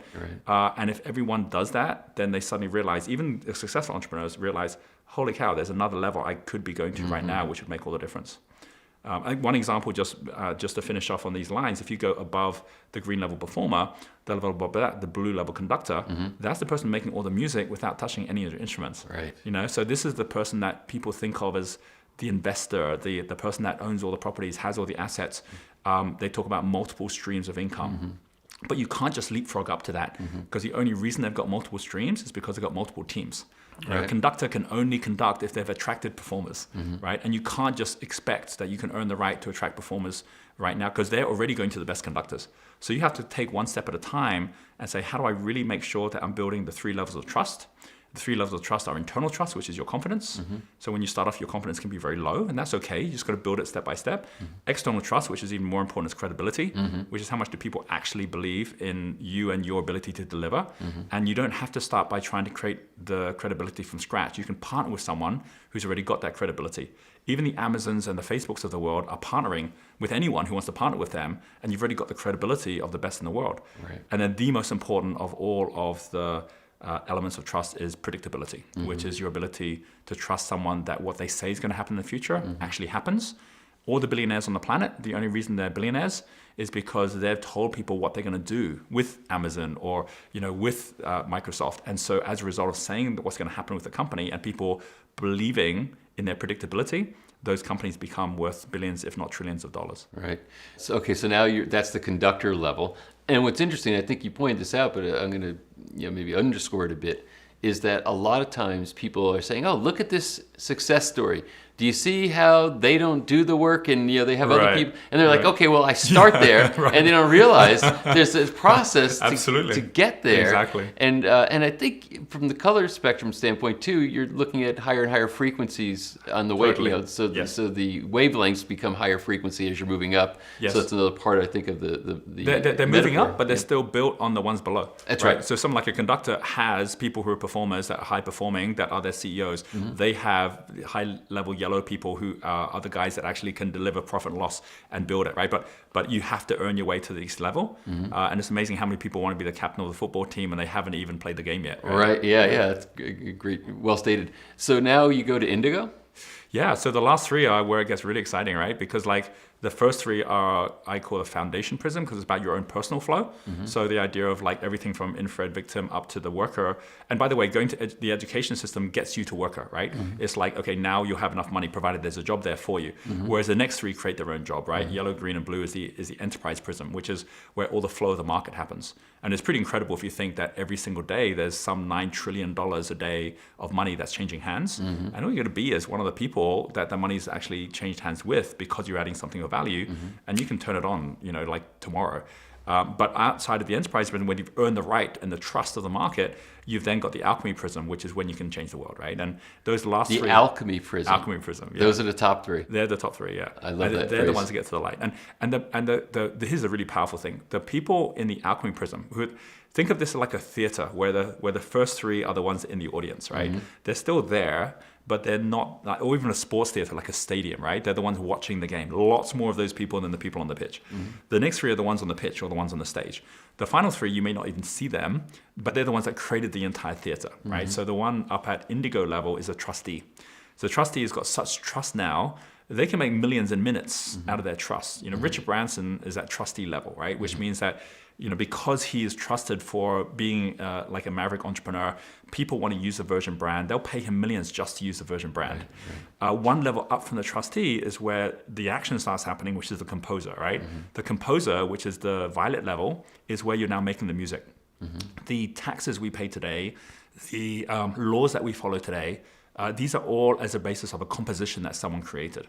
Today, we're entrusting politicians who have never proven themselves to be good composers, right? I mean, they prove themselves to be very strong yellow level politicians, right, to get into office, but they're not necessarily the ones who know how to actually be able to shape an entire society. There's entrepreneurs today, like Elon Musk or Bill Gates, who actually have put themselves at composer level, where they've got such trust.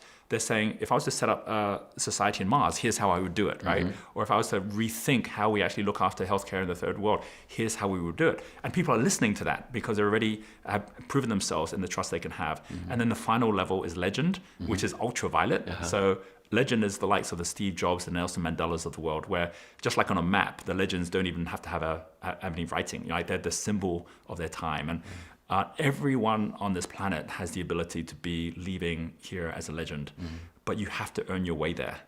And too many people want to go out there and change the world, but they're not willing to change themselves, right? So it really starts by saying, well, what journey do I need to go on to get to that point where the real things I want to have happen in this world are happening because I've earned my way up to that level, and I'm working with others that are working up to that level as well.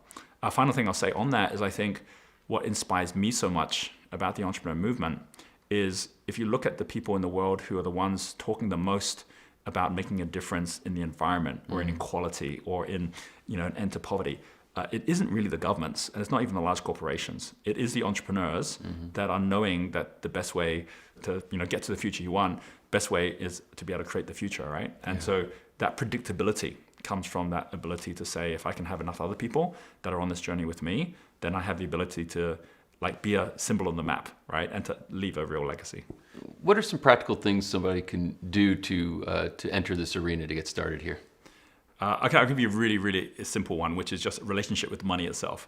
It's amazing to me just how much, because of the way the banking system works, that you're kind of encouraged that you just basically set up one bank account where you kind of throw everything into it, right? Which is a little bit like if you were basically a chef and you were to go out and get a lot of really great food to actually use in your recipe, and then you just put it all into one big bucket, right? And so many people are like, I can't manage my money, but it's because they never set up a pathway that respects the flow of money in the first place. And so the way we always work with people within our community is we start by saying, just organize the money in a simple, easy way, which allows you to understand how money itself changes its nature as it goes from cash flow to profit to capital. And the way we do it is we say, go back down to your bank manager, tell your bank manager that you want to reorganize your bank accounts because you actually are expecting a lot of money coming your way, which is the truth because a lot of money is going to come your way. And then you think about it from the point of view of, first of all, setting up one account, which is your clearing account. The clearing account, most people don't have. It's an account where every single month without fail, it's going to go down to zero, right? If you've got a clearing account that's going to go down to zero, then it means that you know whatever's going to go in is all going to go out. And then from there, you then have a number of very important accounts. Think of this clearing account being like in the first lane of the highway. And then it's going into two other things that are going to pay for your day-to-day. It's going to go into your cash account, which is what you can take out with the ATM. So what happens to most people is they'll spend whatever money they have, and it never goes anywhere. But if you're now budgeting and saying, well, I'm just going to put like 200 or 300 in my cash account, I can spend that. But guess what? Once you spent it, you know it because you can't take any money out that month, right? And then you also set up a checking account, which is for things like every single month, the recurring things like your rent or like your car payments. And you know what that, you can predict that as well. And the whole goal is that knowing that those are going to go off to the next off ramp, which means they're never going to go anywhere, provided all your money is just going to those two, you can never build any wealth. But even if you just start with your first $10 extra, which is what Rockefeller did, right? It's what Bill Gates did. Just $10 extra to go to the second lane. That's when you create your investment account, right? And that investment account just needs to be a deposit account. That's all it needs to be. So now we've just got 4 accounts. We've just got the clearing account, which goes into a checking account and which goes into a cash account. And then we just have, and you can just do direct debit. So it just all gets organized automatically. The investment account is your goal is you're going to go from $10 a month. You're going to get it to $20 a month, which is already a 100% increase, right? And then up to $40 a month. And it doesn't take that long for it to start growing, and you won't even miss it going to the investment account. But once that investment account gets to at least $10,000, and it will get there faster than you can imagine the moment you start thinking this way, from that middle account, then you start investing that in assets. You can invest it in property. You can invest it in a business. You can invest it in all sorts of different asset classes, which you'll get to learn about as you're starting to go down this pathway. And every one of those third lane cars that are now carrying your money will return some of that cash to you back in your investment account the next month. Not into your clearing account, not for you to just go out and spend on crazy stuff, but into your investment account. And that's going to, over time, start to create enough income that it becomes passive income eventually, so you don't even have to have the job anymore. Now, the key to this is not saying, I've got to figure out how to get out of my job first, or I've got to figure out passive income first. No, you just got to figure out flow. And if you actually start organizing everything into flow in this really simple, easy way, already you're freed from the worry of money from the very first week of doing this. The bank will do all this for free, right? And they'll actually set it all up and organize it all. But the most important thing to know is you can't expect to grow your wealth if you're putting it all into one big bucket, and then it's impossible to manage any more than a chef would never put all of the food in one bucket and then think they're somehow going to be able to create a masterpiece from that. One of the words you used in introducing that concept was respect. And I think that's something that people need to have. There's got to be a respect for money, right? A respect for a discipline around it, which is what you just described, which I think is a great discipline. And I guess the idea of recirculating your profits from the investment account back into it starts to compound it, and that's how that account absolutely starts to grow. Does. It completely does. And what you're saying is so true. Like money is an energy, just like anything, and it's always going to go to wherever it's going to be of most use. If you don't respect money itself, if you don't respect what you can do with it, and you don't respect how much people actually care about it or may care about it, you're never going to be in a position to accumulate it and actually then use it for good. And so I think that that's where a lot of people get it wrong, is that, I mean, can you imagine trying to treat a person, right, without respect, try and treat a person badly, and then expect that person to come back to you? Why would money be any different? Makes perfect sense. This is a journey. And you have to be willing to understand there's phases of this journey. And you might have this quest, this almost lust to be a conductor, you know, but you have to also embrace the fact that it's a journey, and it's great. Maybe you have visions for something positive in the future.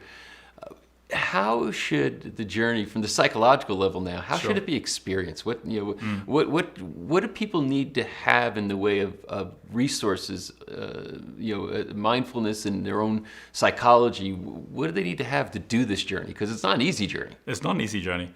I'm a big fan of Carl Jung because Carl Jung really codified a lot of the things that I talk about within our programs. We talk about change, and the Book of Changes, the ancient Book of Changes, the I Ching from China, that was published in the West for the first time by Carl Jung. And Carl Jung's whole focus was on archetypes. I didn't know that. So Jung was the first one to publish the I Ching. Yeah, published in the West. So, so what's really interesting about that whole story was that it was actually a missionary who was out in China who found the I Ching and actually was the first to actually go through and translate it into German, brought it back and actually met up with Carl Jung, and then Carl Jung basically was the first to publish it. He published it in the West in about, I think it was like 1920, and then his book Psychological Types came out a few years after that. And all those different ideas of like the different energies of how we go about managing our lives and our frequencies all turned into words we know today in psychometric testing, like introvert, extrovert, and intuitive, sensory. But all of that really comes back to the fact that we have natural archetypes, and someone who took that one step further was Joseph Campbell, where Joseph Campbell talks about the hero's journey. And with the hero's journey, the interesting thing is these specific phases that we go through. The first one of which is the call to adventure, being even aware that when someone might be speaking to you about a particular opportunity, that this could be the turning point for your entire life, right? And beginning of adventure. This interview could be the very beginning of someone listening to this and saying, I could just listen to this and go back to my life, or I could listen to this and actually say, this is a sign, right? I've got enough of them, and now here it is. It's time to take action. I'm going to go on the adventure. And the moment you have that person notice the call has been received and then decide to take it, they become the hero right from that very moment. The second part is the interesting part. The second part is called the road of trials, because the road of trials is where everything gets thrown in your way to not to stop you, but to test you. And the number of people that quit at that second point, because they're like, well, obviously this was way too difficult. Obviously it's not right for me. And they quit it, as opposed to say, wait, I'm actually being tested at this point to see if I'm worthy for the journey. And so the next time someone goes on a journey and actually starts noticing things are tough, it's because they're meant to be, right? But if you actually go through that second phase where things are tough and you're still persevering through, then you get to the third phase, which is the boon, which is basically like the reward. And it's where you actually get to a level of success, which is because you push through. Many people stop there as well, right? But that's not the end for the hero. That's only halfway through the journey. The next part after that is the return, which is where you're going back to wherever you got started from to share that gift.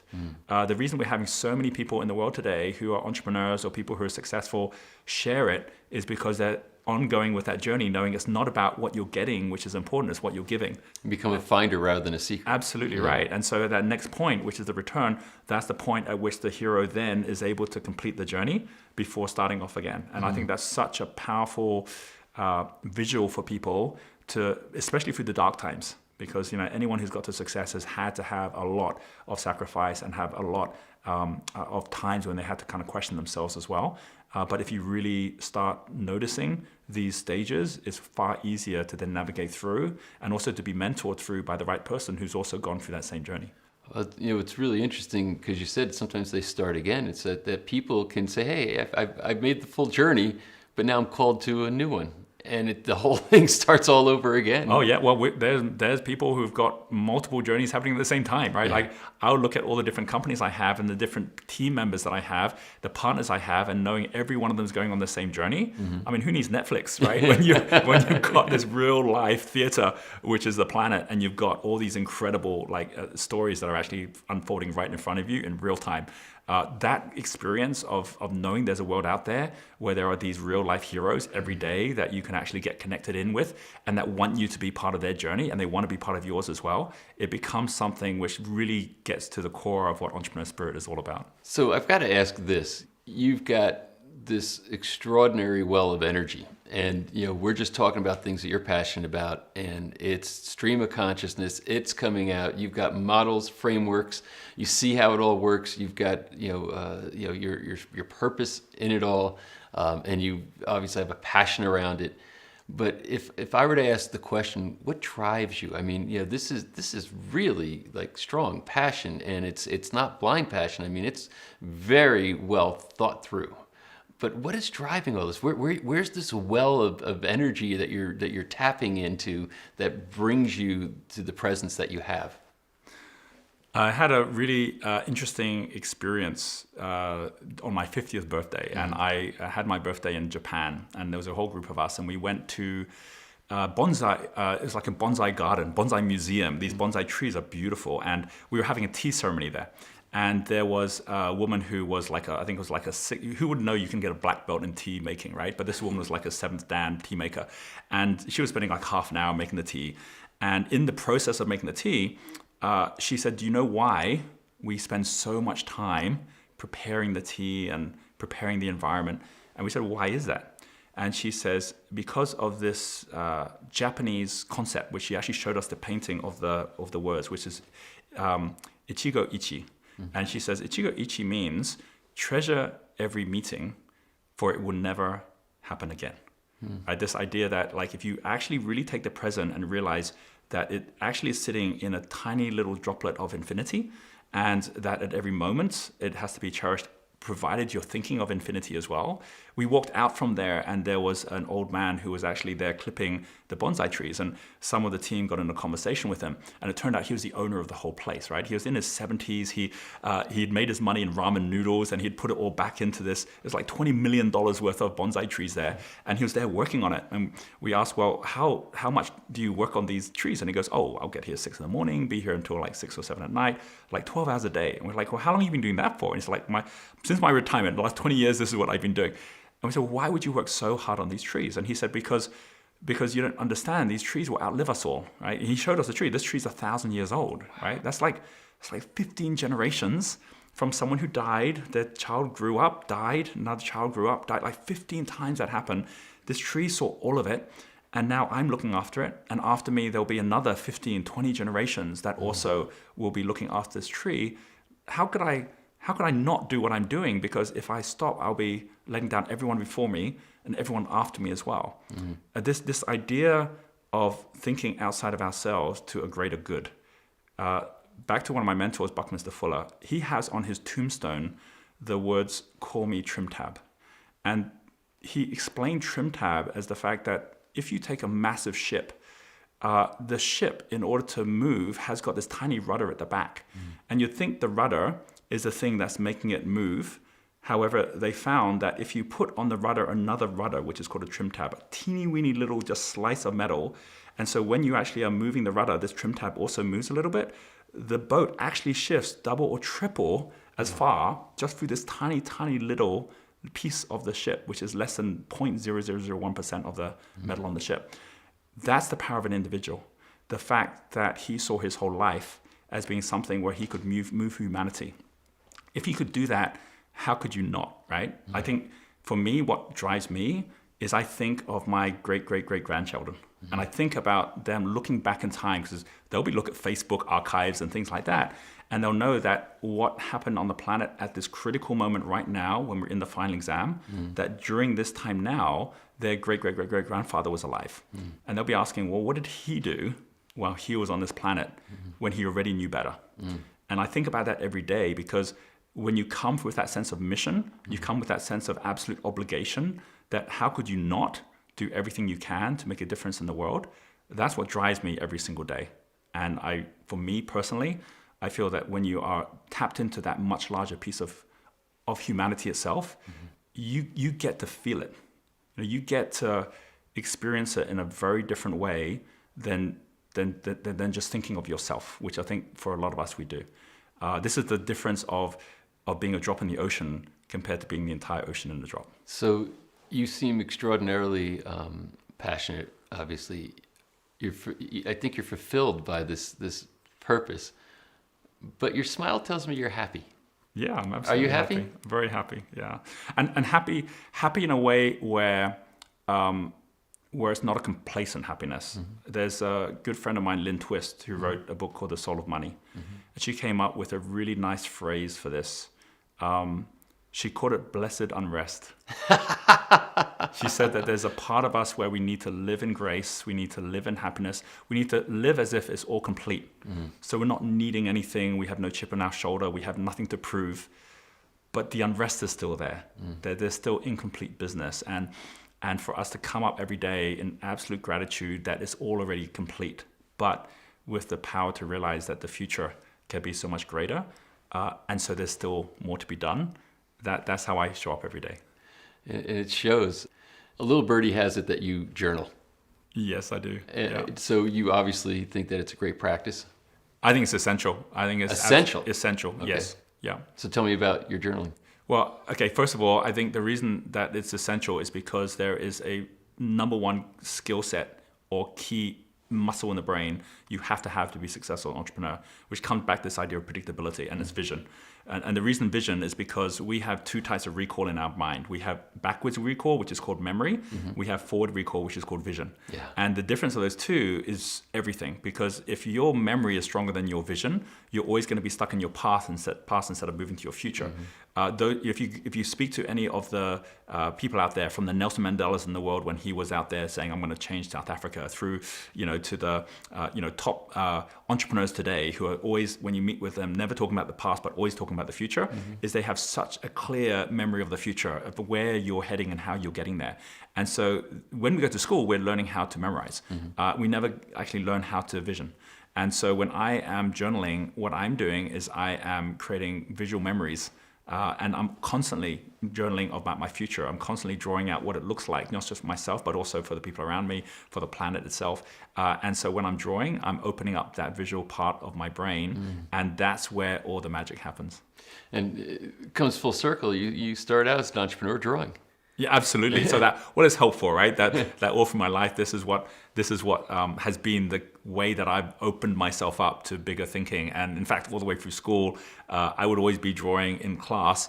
And to begin with, I got told off for doodling. But when the teachers started realizing it's actually how I memorize and remember things, then they were actually quite happy for me to continue. Wow. So you verbally, I think, created a great vision of what the future could be by raising the consciousness and bring more entrepreneurs into the world, etc. I see that you materially actually write these things down, which is really awesome. And it's exciting, just to hear about your ventures, the nature of what it really means to be an entrepreneur, understanding the phases of it. I mean, you really have thought about this for a long time. Is there any other aspect that you'd like to share about the spirit of the entrepreneur and what it means to the future of this planet? I think one thing which I got inspired by after realizing Buckminster Fuller had put out this whole idea of like the final exam as this scary thing that we actually had to pass, is he also talked about this thing called the world game, right? And the idea of the world game was making a game that was fun enough and that had clear enough rules that everyone could play. And the idea that we could actually change this planet for the better for all of us by playing the game collectively. I think we're living in a world now where that's reality. You have the United Nations that created the 17 United Nations Global Goals in 2015. They've got a target by 2030 of us achieving those goals. For everyone as an entrepreneur to realize there's no excuse anymore to not actually step up and to do something which is truly meaningful, measurable, that's going to allow you to build your income and your impact, but it's all out there and there's others already on that pathway and they want to work with you as well. I think that that's one of the most powerful messages for anyone watching this, is don't wait, but actually get out there and realize you have that spirit inside yourself, and that you can actually allow yourself to just step into that space and allow yourself to grow. I mean, I have a story which is probably one of the most impactful stories that I've ever had about this whole idea of the power we actually have. Could I share that story? Yes, please. Yeah. It actually came out of a chance reading from my library in our resort in Bali. So we have a library, which is a magical library. There's always more books there because everyone who comes also leaves their books for other people. And someone had left a book. They'd come back from India and they left a book, which is a very obscure book that someone else took. I've never seen it again. But in there was a story of a raindrop. And the way the story goes is this raindrop drops out of the sky and it lands on this jetty in the middle of all this rain. And as it gets to the jetty, it plops on the jetty and it goes, oh, look, I'm a raindrop. I've never been a raindrop before. It's like, this is fabulous. And it looks around with this self-awareness of being a raindrop and it sees there's other raindrops around as well. So it goes, great, there's other raindrops. This is very exciting. I get to be a raindrop for a while. And it's just looking at the other raindrops, experiencing separation, and at the same time experiencing the human condition, which is here I am, but I'm separate. It looks and sees there's other raindrops which aren't even hitting the jetty. They're going straight into the ocean. And so it goes, oh my gosh, this is terrible because they don't even get to be raindrops. And maybe one day I won't be a raindrop. And this experience of living suddenly gets to the face of death, right? Like I'm only here for a while. So as it's contemplating that, it decides it's going to try and stay on the jetty for as long as it can, and then the wind comes. And when the wind comes, some of the raindrops on the jetty go flying off the jetty, and it realizes if I'm just staying here, I'm in big trouble. I better squash myself down to be as small as possible so I don't get blown off. And it does what so many of us do in life, which is actually just become as small a version of ourselves as we can be. And it does it holding on, and it's just doing that, feeling great about the fact that it hasn't actually chopped off at this point. The sun comes out, and it notices some of the other raindrops that are holding on are now evaporating. Yeah. And as they're evaporating, it really panics, because it's like, if I stay here, I'm going to disappear, and if I jump, I'm going to disappear. Whichever way it goes, I'm going to disappear. And so as it's thinking, well, which one should I do? It realizes that it knows for certainty that by staying here, it definitely will be gone. Whereas if it jumps, it doesn't actually know when it hits the water, will it stay as a raindrop or not. So it decides, because it just doesn't know, it's going to make that leap. For me, this is the whole story of every individual who is safe where they're at, but realizes it's not the final option, and the idea of actually taking that leap of faith. And so it decides, out of the two, it has to leap, and it builds up the courage, and it steps up, and it gets caught by the wind, and it blows off the side of the jetty. And as it braces itself for landing in the ocean, it's actually happy to say, I've lived a good life, I've been a good raindrop, and whatever happens, happens. But then when it hits the water, the most magical thing happens. Instead of the raindrop disappearing, it actually becomes the entire ocean. Yeah. And for me, there's this power that I see every time I see an entrepreneur who takes that leap, someone who's in a job, someone who is in school, say, I'm gonna go out there and I'm just gonna risk it. I'm just gonna see what I'm actually capable of. And for every person I've seen who takes that step, sometimes it's not easy, sometimes it takes longer than others, but for every one of them, they get into tapping into a much, much larger spirit than themselves, and they realize that was the true self that they had all along. Wow. Well, that's truly beautiful story and metaphor for what this is all about, really. People, think it's about money, but this is really what it's about. Absolutely. So I thank you so very much for just sharing all that wisdom and for what you're doing in the world. Thank you. Thanks, Roger. Wasn't that just fantastic? I have to tell you, one line that just sticks with me is, wealth is what you have left after all your money is gone. Roger has a ton of great and high impact tools we'll be sharing with you in time, so be on the lookout for that. Can't wait to get this stuff in your hands. Thank you for being with me during episode 3. I just want to remind you, I know this information is fairly dense and there's a lot of it, and quite frankly, a lot more to come. So I want to remind you that you can own Money Revealed, and that way you can revisit this over and over again as you wish, and you can also share it with others. So again, thank you for being with me here for episode 3. I look forward to sharing episode 4 with you.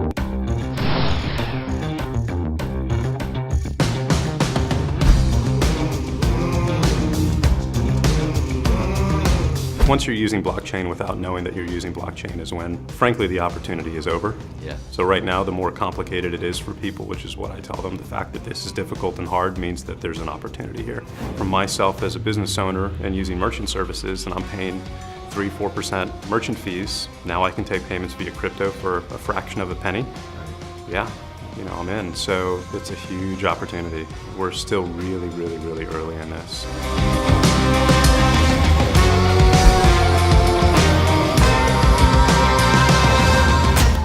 The key to investing, once you're an adult, or even say over 30 or 40, is the term harvesting.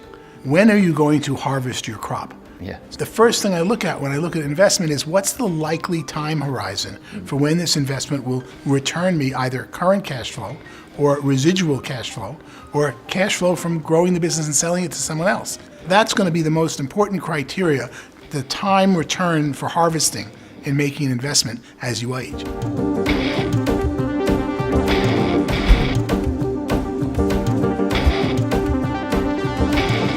I think every single person should be taking 10% of their take-home income and automatically placing that into some sort of a long-term investment and learning as much about business and advertising as possible. The hack, if you will, to creating income on demand is by having an audience. Even if it's a few hundred people who actively digest whatever you put into the world, we can turn that into enough money to do damage.